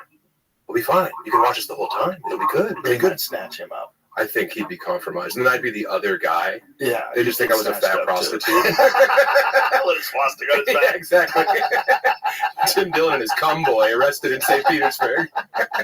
Tim would be so embarrassed. I'm not his type at all. At all. Yeah. That's hilarious. Yeah, man. That's hilarious. Yeah, he's a wild boy. He would want to go to Russia to eat. That's so crazy. And hey, I was all for it, dude. I was like, yeah, let's go. Yeah, you can't go over there. No. We just signed a 10-year contract to supply them with weapons, to supply Ukraine with weapons for the next 10 years. Yeah. I think this whole thing it's terrifying to watch, but it's also a very clear money grab. Yeah. There's so much money going over there, and there's so much money we continue to send, and it's just like, How is this okay with everybody? How is anybody letting this happen? Yeah. I mean, the taxpayers are really holding the bag on it too, you know. Dave Smith had a wild suggestion. What was that? He was on. He's full of those. He is. He was doing a debate about Russia and Ukraine, and he said one of the ways to incentivize Russia to stop attacking Ukraine is if we left NATO. Whoa! Not only should we say that Ukraine's not going to join NATO, but we're going to leave NATO. And I was like, whoa! Maybe the repercussions of that, though. Who fucking knows? It would just be well, look at the repercussions of being part of it. Look at the repercussions of what's going on right now, because, you know, Dave is the best at explaining, and he'll credit Scott Horton and a lot of other people, but Dave is really good at recalling information, explaining how the whole red line with Putin was Ukraine joining NATO. They always do that. And they kept moving NATO-based countries. They kept moving weapons closer and closer to Russia. Like, the whole thing was like they're baiting him to do this. I just get so suspicious of military activity, because I know that there's always going to be bad people in the world that you have to send good people to go fight. That's always going to be the case, right? The clearest, most pure version of that for us is always World War II. Right. Because the Nazis, we go over there and kill the Nazis. The whole United States, gets together, and then when it's over, there's that sailor kissing that girl. Right. And it's like, hey, this is why people sacrifice. Yeah. This is why this America is so amazing, this country. But that's not real. That's only one example. Most of the time, it's people figuring out a way to get defense contracts. Or there's some cool resources that just so happen to be right there. There just happens to be a lot of lithium in the area. Yeah. It's very convenient that they need democracy right now. Yeah, and the same people that are telling you that Joe Biden's fine. Mm-hmm. That's how things get done. Like, that is like whether or not Joe Biden, should be president or not president. Let's put that aside for a second, folks. Everybody knows there's something wrong, right? The people that are telling you there's not something wrong, the reason why they think they can do that is they do that with everything. Yeah. They do that with Venezuela. They do that with Yemen. They do that with Ukraine. They do that with everything. Mm-hmm. They bullshit and gaslight depending on what the narrative is. They're very creative with what facts. And the facts change over time, and they're not really, sometimes they don't even know. Like, one of the more interesting exchanges about the Ukraine war was with, of all people, Candace Owens. Mm-hmm. So Candace Owens was talking about how corrupt Ukraine was. So someone sends her a message from the New York Times. What evidence do you have that Ukraine is corrupt? And she said, your own fucking newspaper. And she sends them all these articles that were written previous to 2017 about rampant corruption in Ukraine, about Ukraine's like one of the most corrupt countries. Before the narrative changed. Yeah. Before the narrative changed. Yeah. And now all of a sudden everyone has a Ukraine flag. Yeah. But Ukraine should not have been invaded. Yeah, it's all fucked up. It's horrible. Hundreds of thousands of Ukrainians, they don't even know what the real number is, are probably dead. Mm-hmm. Yeah, horrible. But also, that was a corrupt country. Like, just because horrible things are done to them, it's not justifying those horrible things. Yeah. But you can't pretend that Ukraine has always been this amazing country just because now we're supposed to support them. Right. Russia did a horrible thing. You got to tell the fucking truth. That's what being a journalist is. We're not babies, but they treat us like babies. Oh my God, they coddle us so much. Oh, it's so. Well, the whole thing during the pandemic, you can't tell people about other things or about adverse reactions to vaccines because then it causes vaccine hesitancy. Mm-hmm. Oh, you mean an informed opinion? Right. Are you fucking trying to stop informed opinions? And a lot of them from like professors at Stanford and Harvard. This is bananas. Right. And then there's like, it's condescending. Exactly. You're talking down to these people that you're trying to get onto your side. Exactly. And a lot of them, if they're smart, will be like, come on, I'm not a baby. Yeah, it's a fucking annoying. And the people that are doing it right now about Biden, they're telling you how you should vote, even though you know he's impaired, you definitely shouldn't vote for Trump. Like, don't tell people that, you fucking idiot, because it's going to make more people angry and want to vote for Trump. It's indefensible. You are not going to convince anyone walking down the west side of New York City talking into your phone about what a threat Trump is to democracy. Yeah. You aren't changing anybody's fucking vote. You're just being a condescending, scolding, liberal cunt, Dude. which is what drives everyone crazy. Scolding for verbiage is like the worst thing that the liberal side does. But the fucking conservatives used to do it too. It's a human characteristic, and this is what's important. Everybody wants to get on this. The liberals are bad. The conservatives are bad. It's bullshit. It's all just a human behavior pattern. We always want to tell people that they should behave and think and accept the truths that we have accepted. You have to behave like us. And if you don't, you're the enemy. Right. And it's not really that these people have these opinions oftentimes. It's that they have subscribed to a predetermined set of opinions. There's a narrative. In order to be in this group. There's a party line. If you tell me how you feel about the Second Amendment, I can tell you how you feel about abortion. Yeah. Almost 80% of the time. Right. Which is wild. Mm-hmm. It's wild. Because they're two very complicated issues. Right. If you tell me how you feel about immigration, if you tell me how you feel about weapons, military spending, I can probably tell how you feel about God. Yeah. I could probably tell you what your religious leanings are. It's just bizarre. And it's just because the reality of life is too open-ended and complex and fascinating and bizarre and majestic and immense. And boundless. Boundless. Yeah. Immense. And more immense than we even thought it was. Now they're looking into the James Webb Telescope. They're finding galaxies that are so big, so long ago that they couldn't have existed possibly in a short amount of time, which they were from the Big Bang. Mm-hmm. So that now they're starting to think that the universe is like maybe 10 billion years older than they thought it was. Which is good. Yeah, but it's like, what does that even mean? It's too much. There's division is really important to people in power because they keep us fighting each other instead of against the presidency or the government. So back in the day, it was like racism, and there's still racism in this country, but we're moving further, And then it was like class conflict, but now it's like everyone's poor, Yes. So now it's like straight up Republicans versus Democrats. And you have to go to war with your neighbor over that thing. And it's like they're all the same. They work for the same corporations, the same oligarchs are paying them off. Exactly. I mean, if voting works, they wouldn't let us vote. Yeah. It's not going to change anything. Yeah, it works kind of. Kind of, but I mean, it's still a big experiment. And democracy is flawed, but it's still the best thing that we have, It's the best thing going, but the problem is we made a fatal flaw when we allowed them to use money. Oh, yeah. So that's the fatal flaw. The fatal flaw is letting politics and the money and lobbyists and special interest groups and corporations donate to political candidates. As soon as we did that, that should be illegal. We should think of it as a bribe. Yeah. It is a bribe. It is a bribe. 100% a bribe. Especially in this day and age, everything should be supported 100% by the people, for the people. That's only how it should be. And if we find out that corporations are involved, or the corporations are even suggesting that people should be involved, we should find them. It should be illegal. They should be the people that want to do it. She gonna load up them dynamite. We go let Gamers. we go let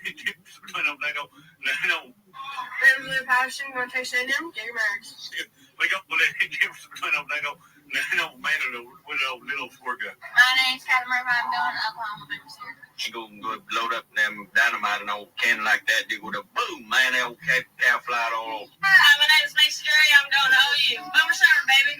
Hey man, it's a dang good old deal, man. I tell you what, $100 a month, man. Get them hookups, get them old dang two cops jiggling around everywhere. Whatnot, man. It's nothing but a dang old trash, man.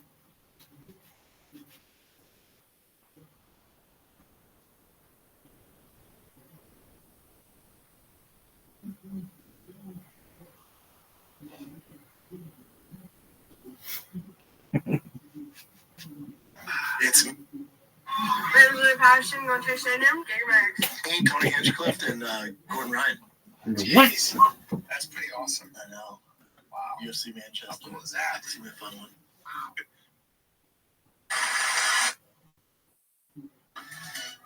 Person could be one. I pulled it out of the bucket. It is the Kill Tony debut, I do believe, of Jacob Barr, everybody. Jacob Barr. Oh, my God. Oh, shit. Thank you. Well. Oh, my God. Okay. Careful what you wish for. Okay, hold on. We're going to reset this, Jacob. We're going to give you a nice, clean slate in the full 60 seconds. We were... That's awesome.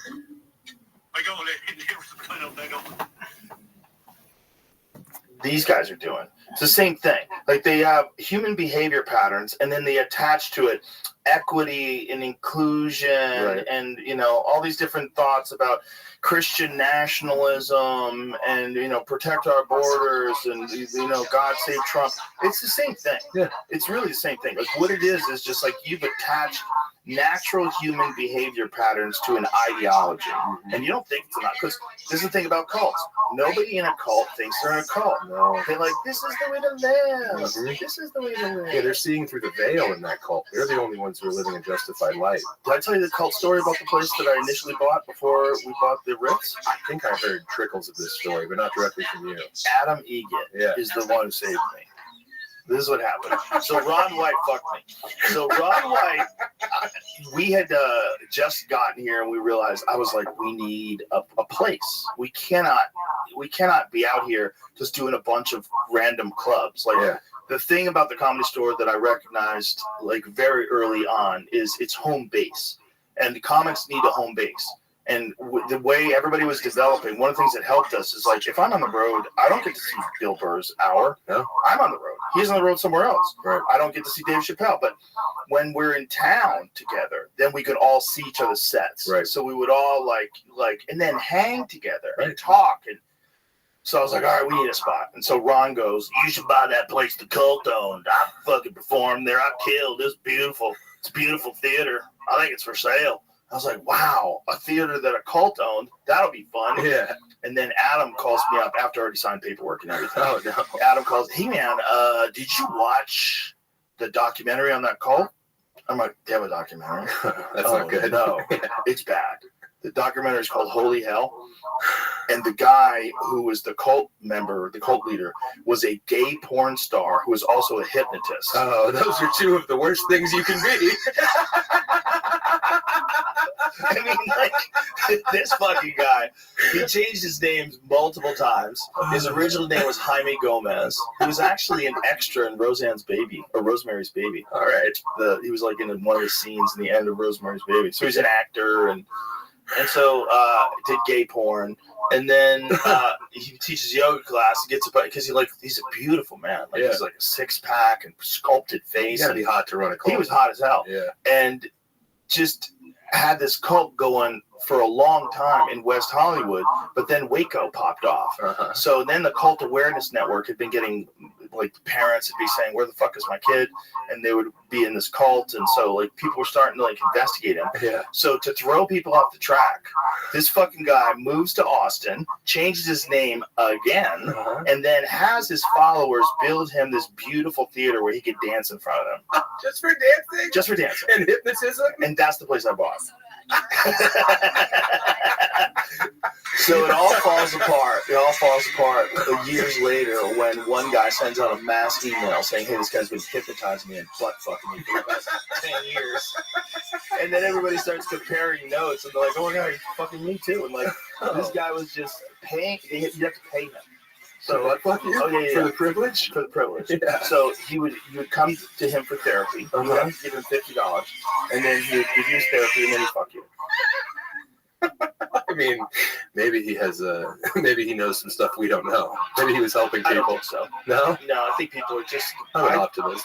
I think human beings have a thing in us that makes us want to believe nonsense. Yeah. And we're looking for some kind of solution to the chaos that we're surrounded by. Exactly. Yeah. And that could manifest itself in you being a diehard Democrat that don't think there's anything wrong with Joe Biden. And Joe Biden's, his age is his strength. He's sundowning up there. Strength. Yeah. His fucking wife was on TV talking about his performance, and she was saying that he's sharp as a tack. No. Oh, have you seen it? You seen Joe Biden? Interview? Yeah. Want me to send it? Listen, right? Yeah. And he's just standing behind her like a wax figure. Like, you did so good, Joe. Yeah. You answered every question. Did I? Yeah. Oh, yeah, I did. I did. I'm the best. Oh, God. Yeah. He's like me if I was on a versa climb. Right? That's where he's at right now. That's him leading the country. What? Yeah. He's obliterated.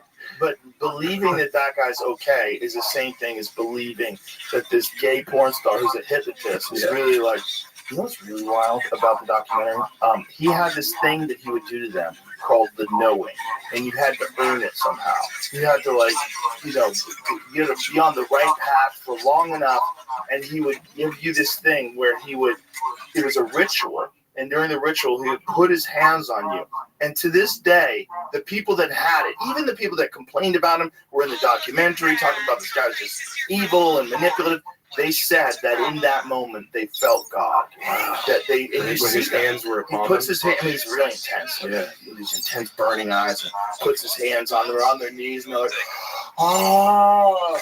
So it's like there was an endogenous release of psychedelic chemicals that was through this moment, this ritual thing, the power of suggestion, and whatever the vibe that the two of them have, clearly hypnosis as well. Yeah, he locks on to this person, and these people are like just writhing in orgasms and just ecstasy, just like oh. And to this day, they're all taught, even though they're saying these bullshit, they're like, that moment when that happened to me, it changed me forever. Wow. So he could somehow make them release like the DMT or the oxytocin that's in their brains, and they were flooded. Yep, all that, all that and hypnotism. More. Probably, I mean, we're isolating specific things like, dopamine, serotonin, DMT. There's all these different things that people are. But I have a feeling the real cocktail, what's really up, is everything all together. Yeah, that's probably the real, whatever it is that you have when you have near-death experiences. They're all the most potent psychedelic chemicals known to man that your brain makes. Just a Long Island iced tea of brain chemicals. Boom, your brain's afloat in it. Yeah, and it's a fucking 4th of July fireworks display inside of there. Yeah. And it just pops off. And this guy knew how to get people to experience it just from this thing. See if you can find video of him doing that. I envy those people. I do a little too. To feel something that transcendent on Earth. If you could just believe it enough that this guy can just do that to you. I don't believe in anything. I believe in me and my friends and my family and the community that I can build. But it's really hard to have any faith in anything bigger than myself. Well, you have to have an open mind, right? But you also can't. I think I do. You can't really believe anything there's no evidence for. A lot of my ideas about how the universe works and how everything works and karma, and life, and energy is just an idea. Do you believe in karma? I don't know what it means, so I don't think that necessarily. If you do something will happen to you. Yeah. But I do think that if you do something evil, you're aware that you do something evil, and I think your existence is poisoned because of that. And I think you will forever run into bad situations because you will be filled with bad thoughts and bad energy, and you take on a psychic cancer. Yeah. It attracts other. Yes, I think that's real. I don't think altruism's real at all. I think there's some real altruism, and it's usually between people that know each other. Yeah, but okay, kindness and generosity. But is that altruism, or is that just doing the right thing for your community? Well, it's. I always say that being generous is selfish. It is, because it makes you feel good. Yeah, it makes you feel good. It elevates you. But it also is really a good thing to do because it makes other people feel really good. If there's no altruism, it's okay if you're still doing the right thing. If you get off on it, you still benefited someone else. You do, but why should you not benefit while they're benefiting too? As long as you're not being selfish and narcissistic about it. As long as you do it, yeah, of course it feels good to make people feel good. Yeah. But it also makes them feel good, so you should do it. You should not make them feel good because you're worried it's going to make you feel good, and that's selfish. Yeah. That seems silly. Well, you have to share what you have based on how much you have. Because when I was poor, it was my friends, my best friends, would have half a joint. And they would smoke that half a joint with me. Yeah. And now that I have more resources compared to some of my friends, I'm always buying meals and that kind of thing. And they're like, "Hey man, you don't have to do this." And it's well, you rode with me when we had $8 to rub together. Yeah. And now I have more than $8. So I'm glad to be able to do this for you. Yeah. The difference between being able to pay for a meal easy and not thinking about it where you're wondering how much things cost and you're adding it all up in your head, that's a huge difference. Yeah. The alleviation of that is the most important thing. Brian Callen said that to me once. He said that real wealth is when you go to a restaurant and you don't worry about what anything costs. 100%. Once you get past that, he goes, it's all bullshit. Mm-hmm. And I'm like, I think he's right. That is very profound. Yeah. Because no matter where you live, your house just feels like your house. Mm-hmm. If you have to spend $10 million for a house, or if you just have a fucking 2-bedroom apartment that's quiet and not dangerous, You know, it's just house. It's home. I have a hard time feeling at home anywhere. Because the road? The road, man. Yeah, I mean, I've been on the road since I was with the band first and then stand-up real hard. Mm-hmm. And now, like the last 6 months of last year, my wife and I didn't have an address. We were just, like, living on the road, and it was romantic. Oh, wow. But it was so daunting, dude. I remember my sister was like, what do you want to do for New Year's? And I was like, what if we just got, like, an Airbnb and, like, cooked dinner and hung out? And she's like, oh, so your idea of a party is like living in a home? You need to fucking move somewhere, man. So we like tried it. You know, we did 2 months abroad last year doing shows and shit. And she came with me and it was great. But now we like bought a house in Detroit and I'm really happy about it. But I don't ever know if I'll like really feel comfortable when I'm not in motion. That's interesting. It's like, it's good. All my dreams are coming true, but then you have to realize like, who you are isn't going to be fixed by everything you wanted happening. Right. You still have to like figure out what's the root cause of you know, it's Wednesday and you're like, I've been home for 2 days. God, I can't wait to get to fucking Batavia, you know? But isn't it because you love what you do and you're good at what you do? I really love what I do. Yeah. I'm super grateful to be a comic. There's that, right? Yeah. And that's like, the way to do that is like, you kind of got to be on the road. I think so. And like for a long time, it was like I couldn't get booked anymore, but now I can. Just like Mitch Hedberg said, like he wouldn't say no to gigs because he remembers 5 years previous when he couldn't get those gigs, and that's me right now. It's like I worked like fucking 49 weekends last year or something. Wow. You know, and some of those, like a lot of those, are like different continents and shit. Wow. But I love it. I'm not complaining. I'm just like, this is a new thing with the buying of the home and the moving to the home of me being like, what does being at peace look like for me? Right. Because I'm used to existing in chaos. Mm-hmm. You know, I'm used to being constantly going forward. And you enjoy it. I love it, dude. Yeah, there's nothing wrong with that. Nothing wrong with that. So the thing is, like, people will tell you because of the narrative, like from a movie or a book, that you're supposed to settle down somewhere. Yeah. Says who? I don't know. Listen, there's a reason why there's flights and hotels. Because people like to travel places and stay and they don't have a house there. Yeah. So they go to the fucking hotel. Yeah. It's simple. Like, it's there set up for you, and if you take advantage of it, it's fun. That's what you enjoy. Some people don't enjoy it at all. Some people like to. The real problem with the travel all the time is your health, because it fucks up your sleeping, it fucks up your eating schedule, it fucks up a lot of stuff. And then there's a sense of loneliness and desolation on the road that you try to fill in with booze or drugs. Unless you travel with friends. And I do now. I got to bring my own feature, and it's the best. And he hasn't drank for 8 years. I've pumped the brakes on boozing, you know. I'm like drinking with purpose now when I do drink, not just like 15 Miller Lights every night. I drink with purpose. Yeah, it's like my purpose is to get fucked up. Well, I know, but that's a valuable purpose. But when you're just doing the Friday early show and you've already had 7 beers, and then you wake up Saturday and you're like hungover and you're like, well, I guess I have to have 12 more beers tonight to get normal. Ooh. And you're not even getting drunk. You're drinking Miller Lite and you're just confused and bloated.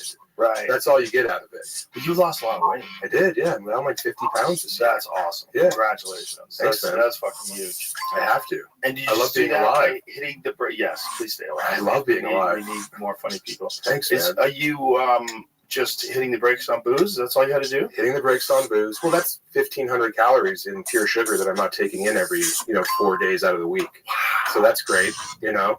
And then also eating better, and then movement. Moving around, you know, I spend a lot of time outside. And now that we're like actually going to be in a home, like the weight set's going back in. Like there's a pool in the neighborhood, like, because for so long it was like I had nothing, and I was just like so desperate for some like, okay, I'm sleeping on this guy's floor tonight in Springfield, Missouri. I would go on stage and be like, hey, I don't have a place to stay. I didn't want to spend the $40 on a hotel, dude. Wow. You know? So you'd be telling people, can I stay at your house? I wouldn't even ask. I would just say on stage, like, you look rich. Can I stay in the boathouse? And they'd be like, all right, get in here, you crazy kid. That's amazing. Yeah. And that's how I survived on the road for like ever. Wow. So how many times do you think you did that? Countless. That was my move. That was straight up my move. And you stayed at people's houses. Yeah, because I learned it from like punk rock. Like we would play only all ages shows. So you would either stay in the venue, you'd stay in the squat, or someone would bring you home and like you'd hear them have a conversation with their girlfriend in the next room, and then she'd be like loud, and he'd be, you guys got to be up by 6 a.m. But we had a roof over our head. Wow. And then you had the next day. And that sense of purpose that you have on the road is so pure. You have a destination that night. You have a thing you need to accomplish. Right. And like, luckily, I read because I came from like I really admired like SST records, like early '80s, like hardcore. Like that's where I came from. And I remember reading, I think it was Henry Rollins' book, Get in the Van, where the first trip he did with Black Flag, they practiced for like 2 months in LA, and they got real good when he joined the band. And then their first tour date was in Oklahoma, and like 12 kids came, and he was like, fuck this, why are we working so hard, this sucks. And then the bass player, Chuck Dukowski, was like, no, it's not their fault that no one else showed up. We're going to give them Black Flag. They came to see Black Flag, we're giving them Black Flag. And that defined my experience doing stand-up, where it's like, yeah, I would go do the show, there'd be 20 people there. But the next time I go to Omaha, there's going to be 40 people there, because I fucking left it all on the field. Right. I was crushing just so I could survive. Right. It was a survival company. And I think that really helped me in my career, because I like had so much at stake every show. Yeah, isn't it an interesting thing? Like if you go to a show and there's only 100 people and it's a 300-seat venue, you're upset that only 100 people. But that's 100 people that paid money that came out to see you. Yeah. Treat them. Yeah. Treat them to like you're so happy they're there. Yeah. Appreciate them. Like don't.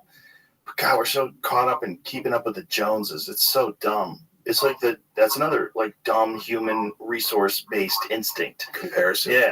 Oh, it's the worst. Death of happiness. Yeah. Yeah. It's a great quote. Yeah. I think that's Thoreau. I think it's Thoreau. Yeah. Yeah. Isn't it? Probably. He's always saying cool stuff. He said a lot of cool shit out in that pond. But it's like you can't compare yourself to your friends. No. Like if I compared myself to Shane, I would be like crestfallen. Right. What I am is happy for Shane. And his rise is so good for comedy in general. And he's been so generous, you know, he put my special on his channel. Like, he doesn't have to do any of these things. Right. And I told Shane that he's inherently punk rock, and he rolled his eyes, you know, because he's from the middle of Pennsylvania, and punk rock's for homos or whatever, you know. But I was like, punk rock's is that guy with the queer tattoo. Exactly, yeah, that guy's punk rock, but so is Shane's ethos. He brought his friends with him. He built this stuff. He did everything independently. Is this Twain? Nice. No way, really? Wonder who he stole it from. Interesting. Okay. Comparison is the thief of joy. Yeah, thief's a better word. The death of joy. Roosevelt said thief of joy. But who was first? I don't know. Who was before? When was Roosevelt? Roosevelt was post Twain. Yeah. So you probably heard it from Twain and snatched it a la Joe Biden. Have you ever heard what Twain did for Ulysses S. Grant? No. So like Grant's the president, but everyone thinks he's this like insane booze bag because he got busted being drunk one time on watch. So he becomes president, leaves the Union Army, but then the money wears out. So he's like on a train, Ulysses S. Grant, and and his brother like spent all of his money. His son was a total fuck up. Like he has no cash. And this guy's like, hey, would you write your memoir and I'll publish it for my publishing company? And I'll give you like $1,000. Ulysses S. Grant's like, for sure. That's awesome. And then Twain hears this and he's like, don't sign that deal. I'll publish your book myself and you'll make so much more money. Like, and Ulysses S. Grant was like, but I made a promise to a man and I'm a man and I must honor my word. And Twain's like, okay, pump the brakes on that, Ulysses. So he publishes Ulysses S. Grant's book and it becomes a national bestseller and changed his life and gave him all this money. Oh, wow. Yeah. And they would have sold him down the river. They would have given him $1,000 to have a best-selling novel. Wow. You know, or not novel, memoir. That's right. I had heard about that. Yeah. Yeah. Mark Twain I think he was the first comic. I agree. Yeah. Right? I think so. He would read funny things in front of people and they would laugh. And he had to because he didn't have any money. Oh, yeah. It's like when Jeremy Piven hits the road. So when Twain did that, he didn't have money back then? Like, I think publishing deal, he was the first like dude who harnessed the reins of his own production and like writing. I think Dickens did that to a certain degree too, but he owned the publishing and he would like sell it himself. And then he hit the road. I can't remember why, but I think it was a cash grab. And he did these public speaking engagements where he would do bits and stuff. No kidding. I think so. Oh. I could be conflating him and someone else, but I think that's that kind of makes sense. Yeah. That kind of makes sense. You'd say like, oh, how can I make some money here? Mm-hmm. Do tours. Yeah. Like you've seen a lot of podcasters do that. Oh, for sure. Like Tucker Carlson does that. He does like arenas. Jordan Peterson, of course. Yeah. These people, they do these tours where they just like, oh, look, gotta make hay while the sun's shining. I get it. You got to catch the momentum. And it's the hardest thing to improve. I get it too, especially if you don't have jokes. Oh, dude, we're just used to doing stuff in front of audiences. These guys, they look at that as like some frontier that they have to. Yeah. And we're like, oh, we have fucking tents out there. We've been living out here for 100 years. Oh yeah, we're Bedouins, man. You want some fucking camel milk? Yeah. Sam Talent can't even feel comfortable in his own house. Yeah, because I'm just so used to being like, what are we doing today? What's our purpose? The people that haven't experienced that before, like Jordan, like he was telling me how much it wears on you. Yeah, it wears on you. It wears on you when you fly. Like I just flew from Vegas on Sunday morning. Mm-hmm. It wears on you. Yeah. That day, you're like wrecked for no reason. And also I have a hard time like spending the money to move up front. Mm-hmm. You know, right? Like I spent $600 once to fly back from Australia in first class, and it was an insane deal. And my wife was like, "Do it, dude." And then the whole time I was sitting up there, I was just pissed at myself for being such a bourgeois pig who needed to be comfortable. Yeah. That's going to be a problem as you become more successful. I know. That'll be an issue. I know. Yeah, there's a lot of... there's one thing that definitely happens is people develop this sort of crisis, you know, the imposter syndrome sort of thing. That happens when you become famous and when you become successful. Well, I don't have imposter syndrome. I know I'm good at the job. Yeah, what I have is like just turning your back on your ideals of like punk rock, like dumpsters. That thing's hard for me to get over. Right. And I see what you're saying. Well, I know a lot of people that get the imposter syndrome thing too, because when success comes at a very high level, it becomes baffling. Like you're hanging out with famous people. It doesn't make sense. It feels weird. It's so weird to be in this room. You know what I mean? It's so strange to me, dude. Like I'm really grateful to be here, but it is just like also weird to remember how far away from this room I was for such a long time. That's funny. Yeah. Well, this room's been around, well, not this one, but one of them, been around for 15 years. Yes. That's crazy, too. That's hard to believe. Yeah, perspective is such a warping experience. Yeah, it really is. How far you've gone. As you get more successful, you're going to get weird with money. It's going to feel weird to you. It's not what you make, it's what you save. Yeah, but it's like, what do you do with it? Like, I think of money as fun coupons. Sure. That's what I think of it. Like, how much fun can I have with this? I think of it as safety. It can be taken away at any Sure. moment. That's up to a point. Once you pass a certain bank account number, then it becomes fun coupons. I remember when I had my first comma in my bank account. I called my dad. Nice. Yeah. Got a comma, Dad. Yeah, dude. Yeah, commas are nice. But it's like, the thing is, you're still going to be good. Yeah. You don't have to sleep in the back of the bus. You don't have to you don't have to do anything stupid to just prove that you used to be poor. You don't have to self-flagellate yourself. Yeah, but it's also like, you have all these fun coupons. Why do you have them if you're not going to spend them? You should be spending them. Oh, I mean, I'm burning them down. You get a nice car. No, I have a 2007 Chevy Impala. I don't have a bunch of, cool jewelry. Because my wife got this for me. It's $400. It's a beautiful watch. It's a great watch. What kind of watch is that? It's a Boulevard. Oh, it's pretty. But I do spend money on dining. And I do spend money on, if my sister-in-law, wants something nice for our niece, I'm like, well, here's 3 different models of that nice thing we want. Oh, that's like how I shower people with. That's great. Love and affection. No, that's definitely cool. But I did spend we should get a nice car. $50,000 on dining. If you didn't feel like a bourgeois pig driving a car, what kind of car would you drive? I would like a very safe car. You know what I want, dude? Is I want a Ford Astro van, or I want one of those Benzes, those passenger vans that they have. Oh yeah, skateboard teams right around there. Yeah. That's what I want. You could have that and put a podcast studio in the back. Oh, good. We were gonna do that. Yeah, we talked about that in LA. Remember, Tammy? Yeah, we talked about taking one of the 95. Yeah, dude. Look at that. Look at that. Yeah. Plus, you take naps in there too. Like you get to park somewhere, do somewhere for a little bit. I wish I could nap. No, really? I have a really hard time napping. Really? Yeah, I can't turn my brain off in the middle of the day. Wow. Yeah, it sucks. That sucks. It's really bad for radio. Exactly that. Oh, so once you're up for the whole day? Yeah. Oh, I know. And then there's just an amount of coffee you have to jerking off. I've dabbled. Yeah. That's usually the best. That's pretty like cool. A sleep button. But I do like to conserve that essence for my wife. I hear you. I like so to you save all your loads? I save every load, man. Okay. I come home and I batter my beautiful wife. That's honorable. Yeah. Nothing else? You try melatonin or anything else? Sleep mask? Anything? It's just like laying in a bed in the middle of the day. Come on, can't do it. Yeah, well, fuck radio, man. No, I know. Yeah, that's the only solution. The only solution is fuck radio. I mean, and I had to be medical with my Whoop manager. this motherfucker's I really ass. can't do radio because I can't go back to bed. then people will come out for 2 shows and they'll be the worst version of the show. Right. You know? Yeah, it's a big difference. You're really tired. You look at that 10 o'clock show, you're fuck. You already did the 7 o'clock show. You're taking a You did break, the merch line, and you're sitting down and you're fucking really tired. Like you're literally yawning. Yeah. And then, ladies and gentlemen, welcome to the Chuckle Hut. Right. Who's ready to laugh? Come on, you can do better than that. Right. Who's ready to laugh? And due to like the different groups of like the Venn diagrams we create, the people who come to see me are like Stanhope, Shane, Kill Tony, you. Right. So these people have very high expectations Right. of comedy. Right. So I always feel like I really got to do a good job. That's the best way to feel always, forever. For sure. Keep that forever. I get nervous for every show. Every show I do, even now. Me too. Yeah. I thought it'd get easier once they were coming to see you. Nope. No. Worse, It's harder. expectation. Yeah, harder. Yeah. Yeah. Yo, you gotta how are you, keep dog? that. That's forever. It's great to see you. I love you, Orlando Jet. I was watching you earlier. dog. Oh, really?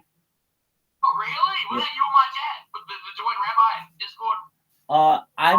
I was just watching you, observing you as a creator. How are you? I'm good. I was just downloading Minecraft, and then someone said, "Why the fuck is Rabbi in Coles for a month?" And I was like, "I'll show you who he is." Oh yeah, absolutely. Well, perfect. I appreciate the opportunity. So, are we on your stream? Yeah. Excellent. Well, if you don't know who I am, I'm Rabbi Rothschild. I'm the biggest fucking deal in global history. I stream my life 24/7, 365 for world peace. I don't want war anymore. Here's what we do.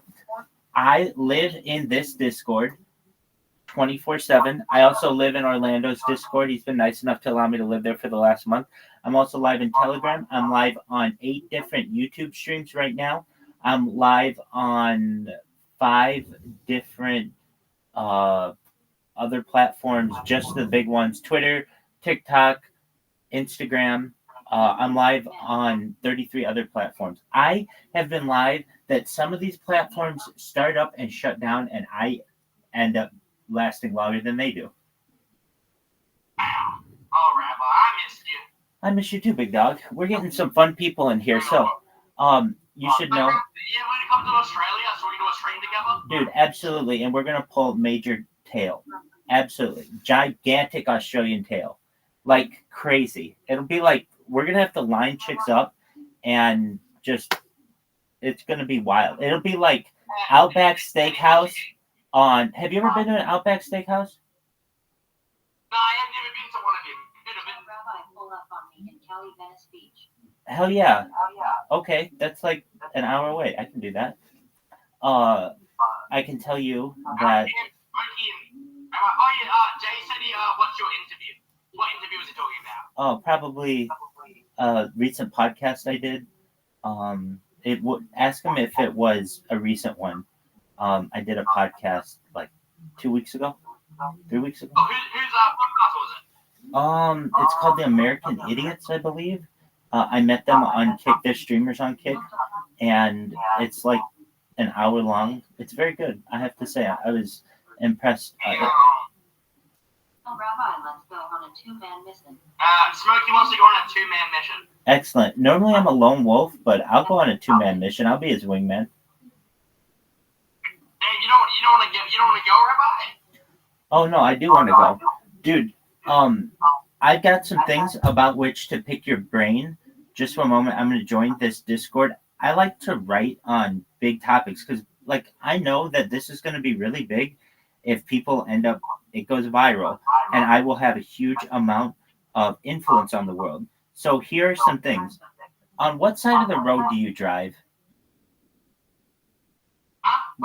On what side of the road? On the left. Exactly. So eventually there are going to be some things that need to occur on Earth for us to eventually get off of this planet. One of them is we need to align globally on which side of the road to drive. Another one is the metric and the imperial system. Does this make sense? I'll say straight in the middle. I understand, but that doesn't necessarily make sense.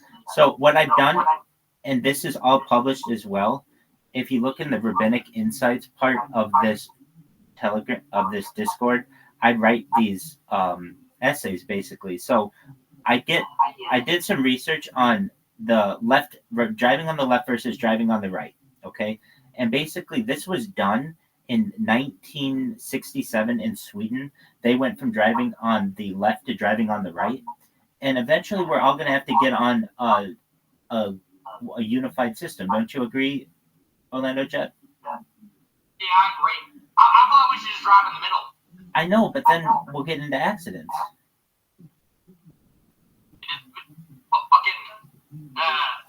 Foam on the side of the car. You're wild, dog. Okay, so here's another thing. This is an interesting thing that I'm going to propose to the world, and that is a unified calendar system.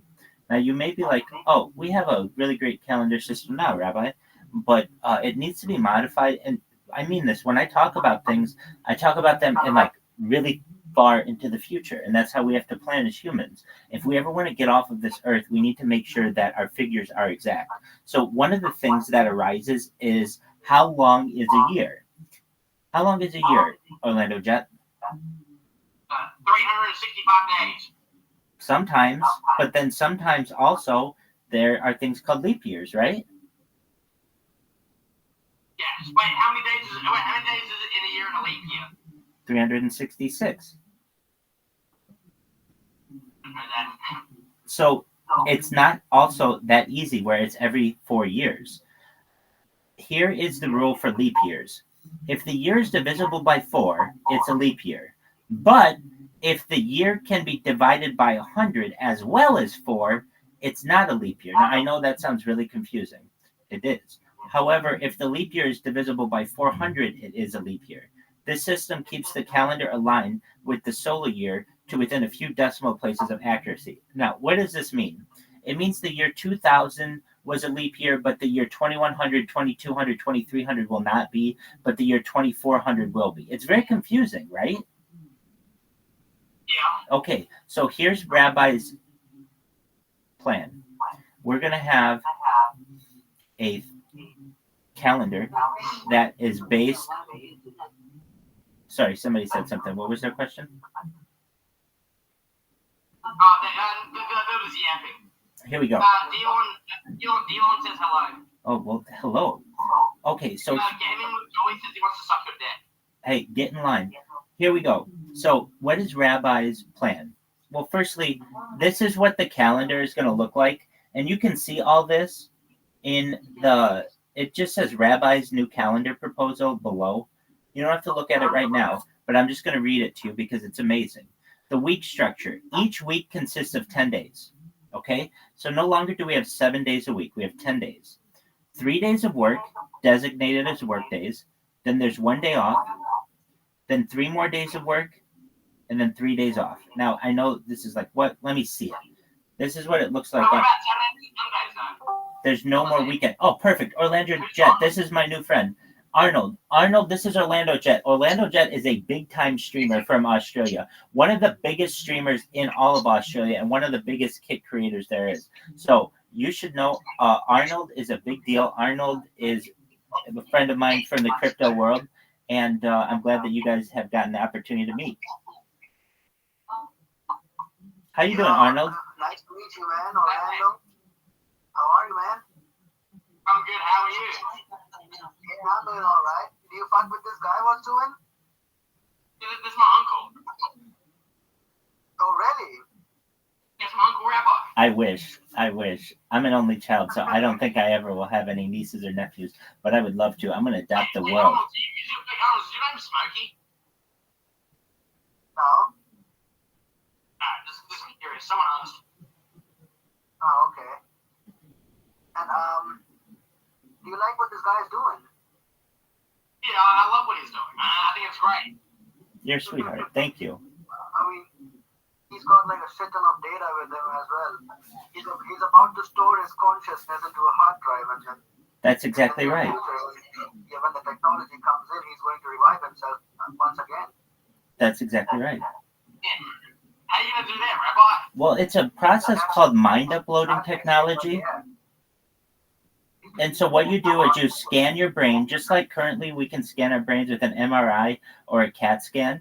We scan your brain into a computer for later download. So that all that information that's in your central nervous system will be uploaded for into a computer for later download into a cyborg, a cybernetic being, a robot, an ethereal being, a clone of yourself, an avatar, whatever you would want. If you want to be an animal, there's a potential that you could even be an animal. So I can become a fish? Yeah. Excellent. Would you still be friends with me if I was a fish? Would I do what with you if you were a fish? Would you be friends with me? Yeah, we would have a really interesting relationship. But this isn't that far off, okay? Because one of the other things here's the thing: wherever people think the saying is, where there's a will, there's a way. And essentially, with enough time, we'll be able to bridge all of these gaps should we want. So there's another type of hypothetical technology that is being researched, and that is in telepathy, and basically the ability to communicate via waves and generate brain waves. And if we're able to use telepathy with humans, eventually there's the opportunity to perhaps use telepathy with animals. So to be able to communicate with you as a fish is a potential. Someone said, Rabbi, I have a genuine question. Do lobsters have penises?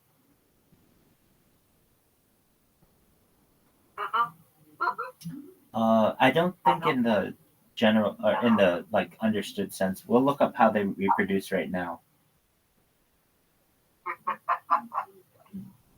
Hey Kai.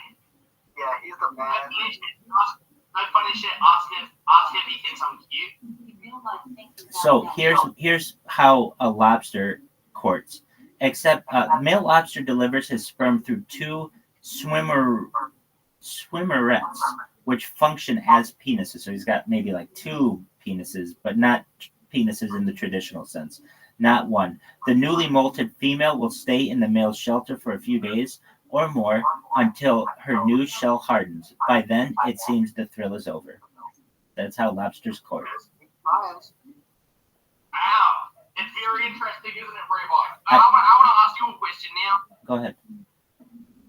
So basically, I'm making a request in the next 4 years to become president of America, right? Yeah. And my plan is, I just want to ask you if you think it's a good idea or not. Well, my plan is to try and become president. Hold on. Let's talk about that. There are some things in your way. There are some things in your way. Hold on. There are some things in your way. Wait, someone wants me to drag. Jace, when is Discord? When is Discord, Jace? If he wants to join my Discord, it's discord.me/rabbi. Orlando Jet. There are some things that are in your way. You have to be what's considered a natural born citizen of the United States. So unless you were born here in the United States, you aren't eligible. Now, my plan to be for president is to open up the borders for everyone, legalize every single drug, and that's basically my whole plan. Excellent. Well, here's the thing, though. If you can certainly advocate for that, but you can't be elected under the current constitutional rules. So what would have to happen? We'd have to have a constitutional amendment that says that anyone can be elected president, and then also you have to be 35 years old. Oh, you're right. I'll get a fake ID. Okay. So those are all options. If you want to do that, knock yourself out. I don't know if you would be able to pass all of that. If that is something, though, that is of interest to you, that's phenomenal. Who do we have here? What up, Jay? Jay, how you living, pimp? Hey, what's up, man? I'm a big fan. Dude, you're amazing. Thank you so much. I love you, Jay. Jay, you can always catch me in here. Dude, absolutely. Big love. We've got a lot going on, and world peace is at the forefront. If you know about me, then you know that I'm all about world peace. I'm all about the world peace discussion. I don't want war anymore anywhere on Earth. And so I've been live streaming my life for more than 3 years. I've got more data online than any person in global history. This goes back to the pandemic. We've seen the death of a queen, the birth of AI, the coronation of a king, and everything but in between. It's the world's biggest time capsule, and you're part of it, Jay. I'm glad to have you here. Awesome. Listen, I got one question. Absolutely. This might sound bad, but I swear I'm not trying to be funny. Are you on the spectrum? No, just the sexiness spectrum, baby. Okay. That's fire. I fuck with that, man. Absolutely. No, in fact, I didn't even know there was a spectrum. I had a roommate of mine who had, what is it called? Asperger's syndrome. And that was the first introduction I've ever had to autism or anything like that. Generally in school, I don't really remember anybody being autistic. And it was just kind of not something that was in my family or anything. So I may be eccentric, but I'm definitely not on the spectrum, except the sexiness spectrum. I'm off the chart on the sexiness spectrum. Orlando, what were you saying? Yeah, man. I appreciate it, bro. Absolutely. Yeah. Definitely. Hell yeah, man. And actually, I shouldn't say it. My first foray into that world was the movie. That's okay. Was the movie Rain Man? I was fascinated by Rain Man because Rain Man. Did you ever see this movie with Dustin Hoffman and Tom Cruise, Orlando Jet, or I think it's all the Arnold? No, you never saw it. Okay, so it stars Dustin Hoffman and Tom Cruise. They're brothers. Tom Cruise is normal. He's a cool guy. Dustin Hoffman has autism, and he's able to do some outlier things. He's able to count toothpicks. He knows like all the answers on Jeopardy. He can count cards in Las Vegas, and it's a story about that, going to Las Vegas and using your brother's gift to count cards. It just said after that, call he feels quite fulfilled now. Excellent. Well, he's amazing. Tell him he can join whenever he wants. Is it Rabbi? Yeah, this is us leaving your streaming up. So obviously, Rabbi, your cat and shit. This is him. This is the guy that does it. Yeah, I'm the real deal Holyfield right here. If you have any questions for me, I'll give you a tour of my room. I'll give you a tour of my robots, whatever you want. It's a big deal.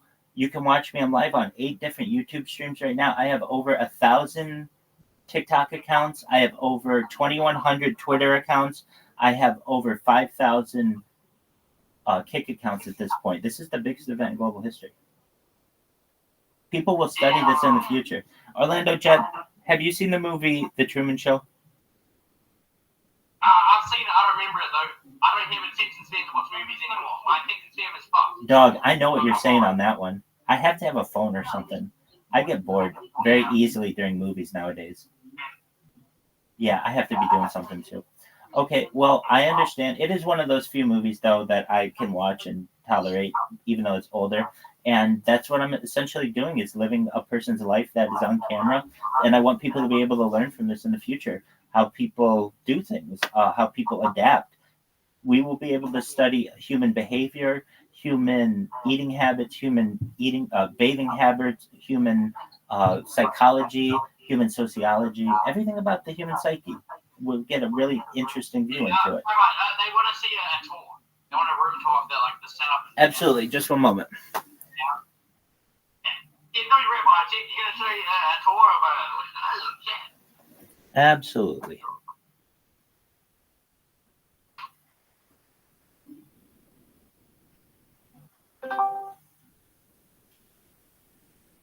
Alrighty. So first, I'll show you the robots. I have 4 robots that I've created. 1, 2, 3, 4.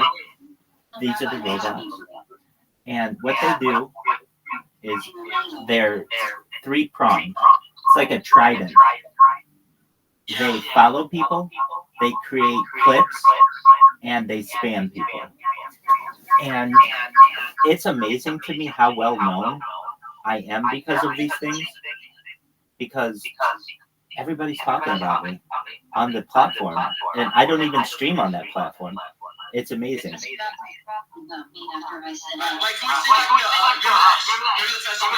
Yeah, absolutely. I'm going to show you everything. Just one moment. Keep your pants on, as they say. So what does this robot do? It's very smart. It has image recognition. So you're going to be able to see this robot recognize where certain shapes are on the browser. What it's going to do here is it's going to recognize where the follow button is. It's very smart. It's going to press the follow button in a moment. And that follow button can be anywhere on the screen. and it will position itself accordingly and follow. And then what it does is it will create a clip, and within the clip, it will put this Discord. So I've got 4 of those. That's how the robots work.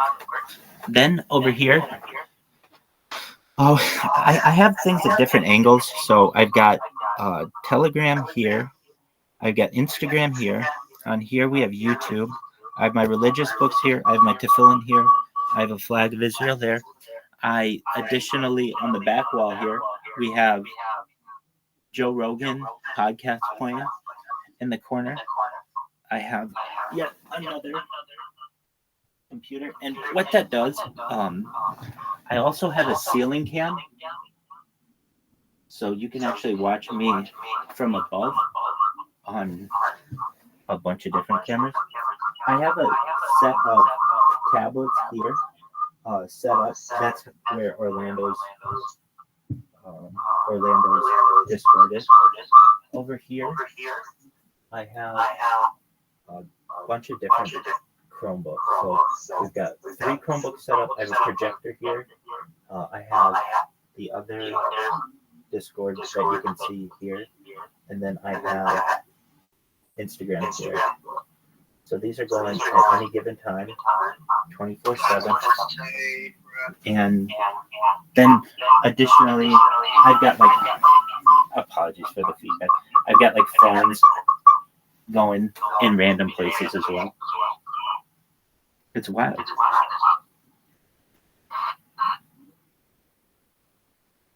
And that's essentially that's it. One moment, Orlando Jet. I can't hear you. Yeah, Orlando, you're not audible yet. There he is. You mean? Yes, I can hear you. Wait, did you miss me? We did. I had to kind of rethink my whole life, what I'm going to do without you for those moments. I'm glad you're back. Yes. I was thinking you're still spamming him. Who? His name's Flaky. He's on the streamer. How does he get your stuff to stop? You know, I should just take bribes. How does he get me to stop spamming him? He really wants to know? Yeah. Okay. He should put the amount of time that it takes to chat with him to 2 minutes. I said follows only on 2 minutes and it stops? Word. You're sleepy, just follows on 2 minutes. Then you good. That's exactly right. Anyone who asks, I understand it's annoying as fuck, and I don't want to piss any people off overly, so I tell them how to fix it if they want to know. I'm not a bad. Has King ever contacted you to stop? Well, if they have, I don't know, because I have so many different accounts. So here's what happens. I can show you sometime. When they ban an account, this big screen comes over your browser and says, I almost have it memorized at this point, error 403, this account is temporarily suspended. Please contact customer service if you have questions. I think that's it exactly. And it's a big gray page with that letter. And I actually like seeing that, because when I see that, I know that my bots are working, and to the point where somebody who's getting paid by Kick has to go in and ban them. And that tells me these things are working. Because it's not just one individual person who's going through and having to block me. No, this is the entire platform. It's a big fucking deal. Rabbi, you're cooking up, Rabbi, you're cooking. Absolutely. And so Orlando, how'd you got to know about him? I'll explain. Basically, one of his boss came to my chat with his phone number. And I called it and he said, this is Orlando Jet. And then I'm here. That's exactly right. I called the number that came to my chat. And now I know right why. W. What's your Twitter? Huh? What's your Twitter or your Twitch? Okay. He's Orlando Jet on Kick. If you go to Kick and you look up Orlando Jet, you'll see he is streaming right now. So he's streaming on Kick, right? Oh yeah, he's a big time streamer on Kick. You should also know, Arnold, he gets paid to stream on Kick. He's a big deal. How many people do you know who get paid to stream? Orlando is, of all the people on the internet, Orlando is in the top 1% of 1% of 1% of it of streamers. You're 19? Yeah, I'm 19, yeah.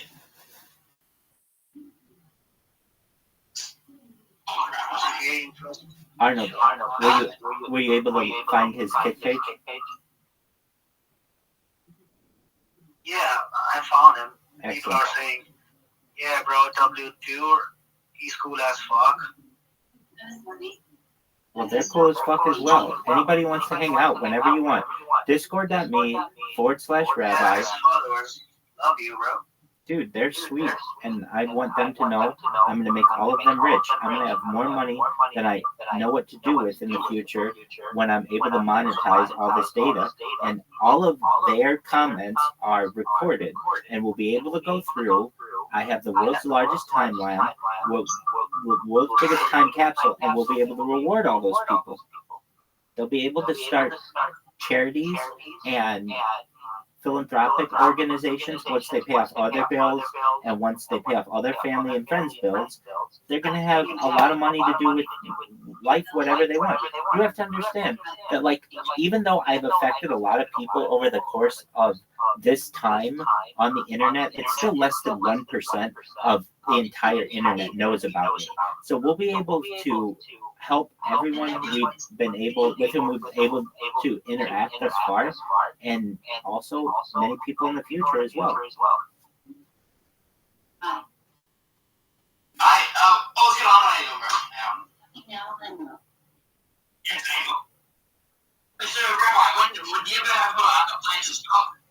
No, that's a phenomenal question, Orlando Jet. No, I don't want to stop. I want to do this the rest of my life, and I want the world to be able to learn from it. While it's not a complete human life, because we don't have the first 35 years of my life on camera, we do have a lot of it on camera. Because I've worked in places, like I've worked in financial institutions that have had cameras and things like that. So there's a lot of my life on camera, and I think that the world can learn from that. I've done everything in my life generally to the best of my ability, and also as honestly and with as much integrity as possible. And because of that, I don't have fear that people can look into my background, people can look into my history and watch it all on camera and learn something from it. Oscar meetings. So you said Oscar, how big it is? It's average, just ask LeBron. But I can tell you this, another streamer, they'll remain nameless, but they'll remain nameless. They saw my alleged sex tape from Instagram, and they were like, wow, it's big. I was like, oh, all right, it's average, just ask LeBron.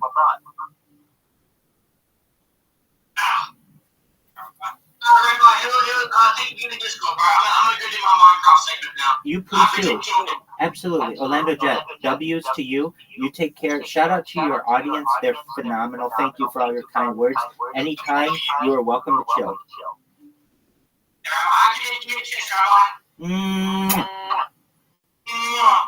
Take care, Orlando. Isn't he cool? Yeah, he was a nice guy. He's super nice, yeah. You got that right. How are you doing, Arnold? Yeah, pretty alright. Just took a shower. Okay, so did you have an opportunity to think about changing the name of your coin? I'm thinking about not launching a coin anymore. Okay. Yeah. What do you want to do? Just put my money money on some fucking shit coins and expect them to give me 1,000x. Okay. I understand that. What do you do in crypto? Great question. First, to know about HPOS and how to get it to know about. That's a great question. I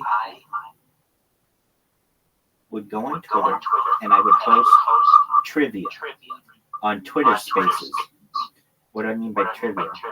I have this website that I would go to and I would read trivia questions. I would host trivia on Twitter and it became very popular. And one day, some of the people from Harry Potter, Obama, Sonic 10 email heard what I was saying in addition to the trivia. People were asking me about the future of society. They were asking me about the hydrogen car. They were asking me about faster than light travel and advanced propulsion and what I knew on just a wide array of topics. And some of the people from Harry Potter, Obama, Sonic 10 thought what I was saying was intelligent and asked me to join the Telegram. They asked me, do you know what Telegram is? And at the time, I barely knew what Telegram was. And I was like, yeah, actually, I do.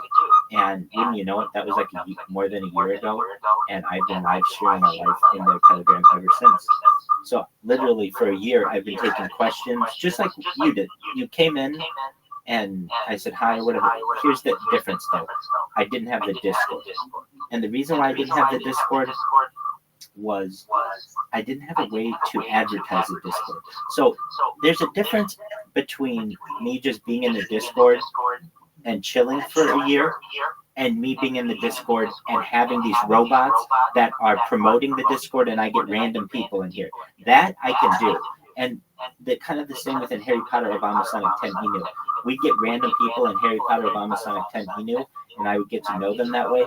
But it was like fresh people, fresh blood coming in, as opposed to just no one coming in, it being dead silent, etc.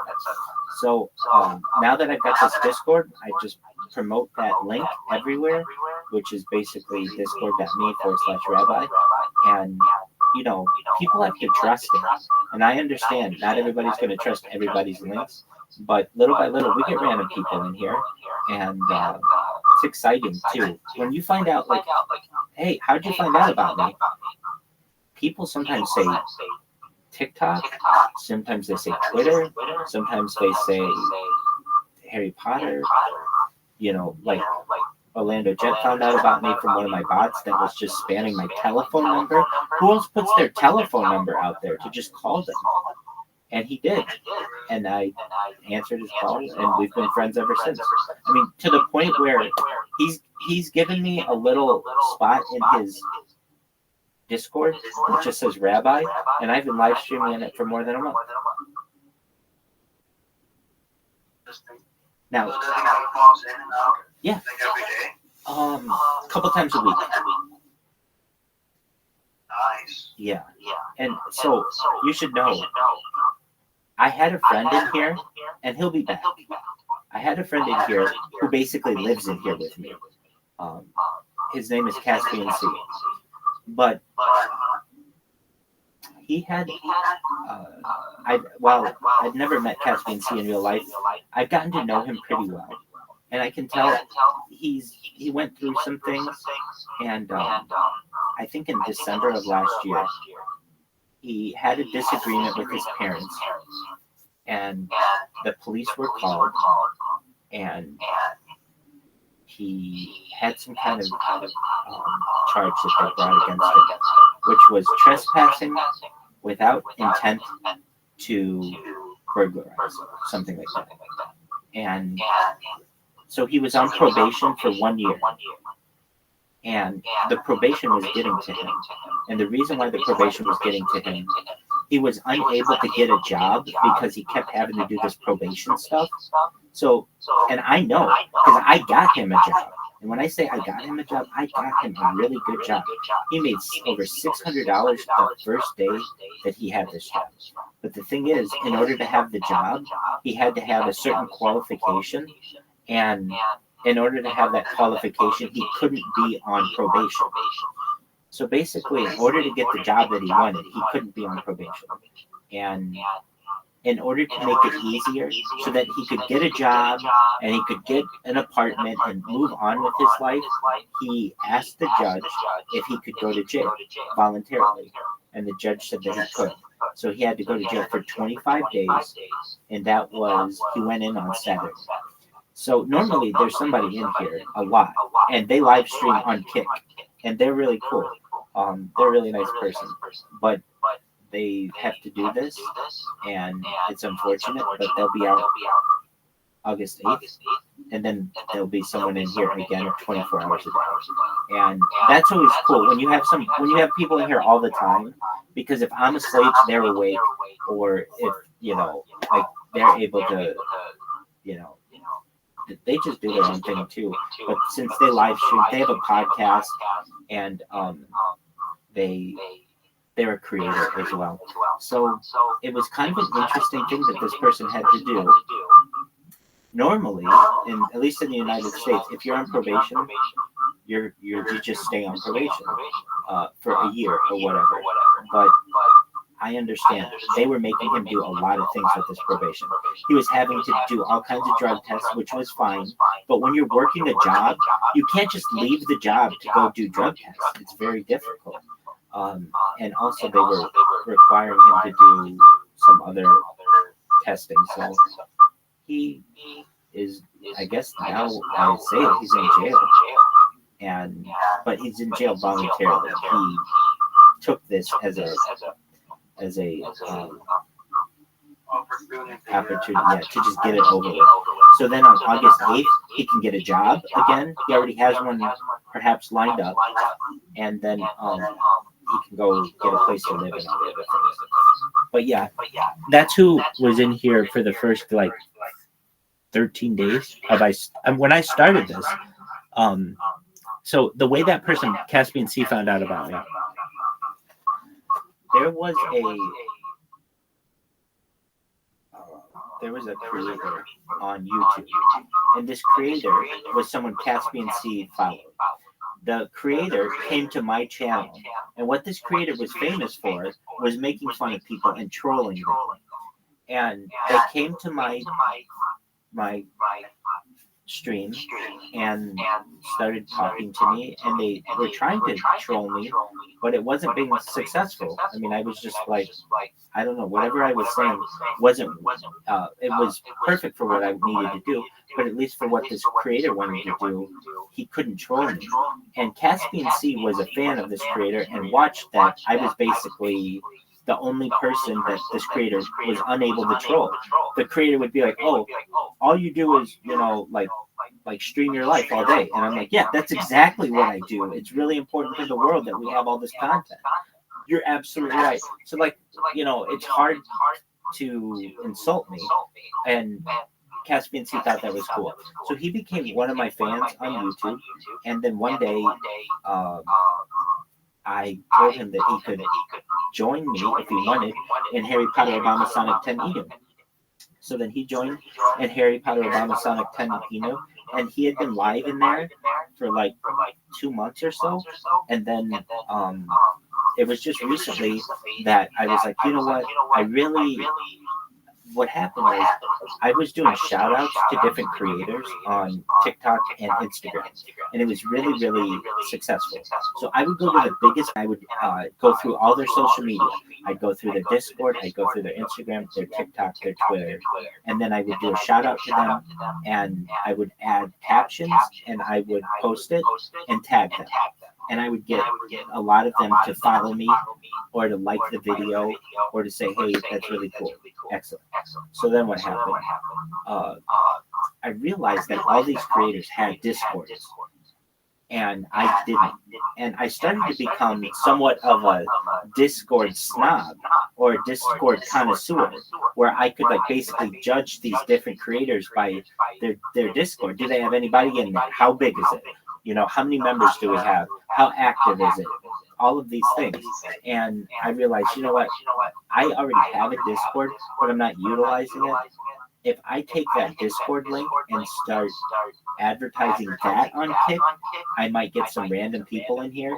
But even better, eventually somebody's going to see that and see everything that I'm doing. And they can come in here. And I mean, I don't know if you've had time, but you go and you click on the little different things. I have a lot of different stuff to see. And eventually they'll just be like, wow, there is a lot going on here. And if anything, just tell their community about it. Hey, you got to check this person out. They say they're going to make you a trillionaire. They've got 8 cameras on them at any given time. That's just on YouTube. This is wild. And eventually it will get the ball rolling. Basically, you're like Brian Johnson, but for a different cause, right? You know who Brian Johnson is? Please, enlighten us. The guy who is reversing his age for like research purposes and shit, so that the humans that come after him, I mean the newer generations, they get to like know like what is the new thing to stay alive always, or like at least slow the aging process. So he's basically contributing his life for it. I mean, he never goes out in the sun, or like whenever he goes out, it's only in the morning, and he literally like never even breathes air that is outside in the nature. Breathes like artificial air, and I mean he's sacrificing a lot, but I mean I get it. It's for his well-being as well, but it's for the sciences as well. Exactly. It's very important. As I read a little bit more about him, yeah, essentially agreed. And I think once people start to find out about this, they'll want me to live in a different environment. They want me to live in what's known as a biodome. Do you know what a biodome is?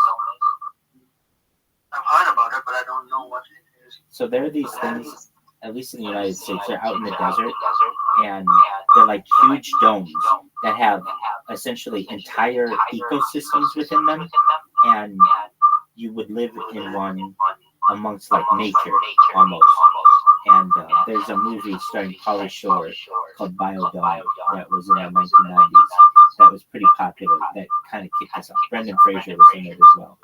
Basically, what would it be like to have a human to live almost like in its natural state? And these are known as biodomes or biospheres. Oh, I see. Interesting. Very interesting. So, I have these bots going, and you should know, like, that's my primary thing. I know it doesn't sound very exciting, but the fact that I have these robots going, you see when I go into Orlando Jets chat or even get interviewed by him, people know who I am. I'm pretty well known on this platform. And it's like, okay, well, Rabbi, why haven't you taken off? That would be my question. It's my question to myself. Why haven't I gone viral? The biggest issue about my not having gone viral, what has impeded it? Because people get bored easily, and also they don't believe in this shit. There's that aspect of it, that it's hard to always have content. But even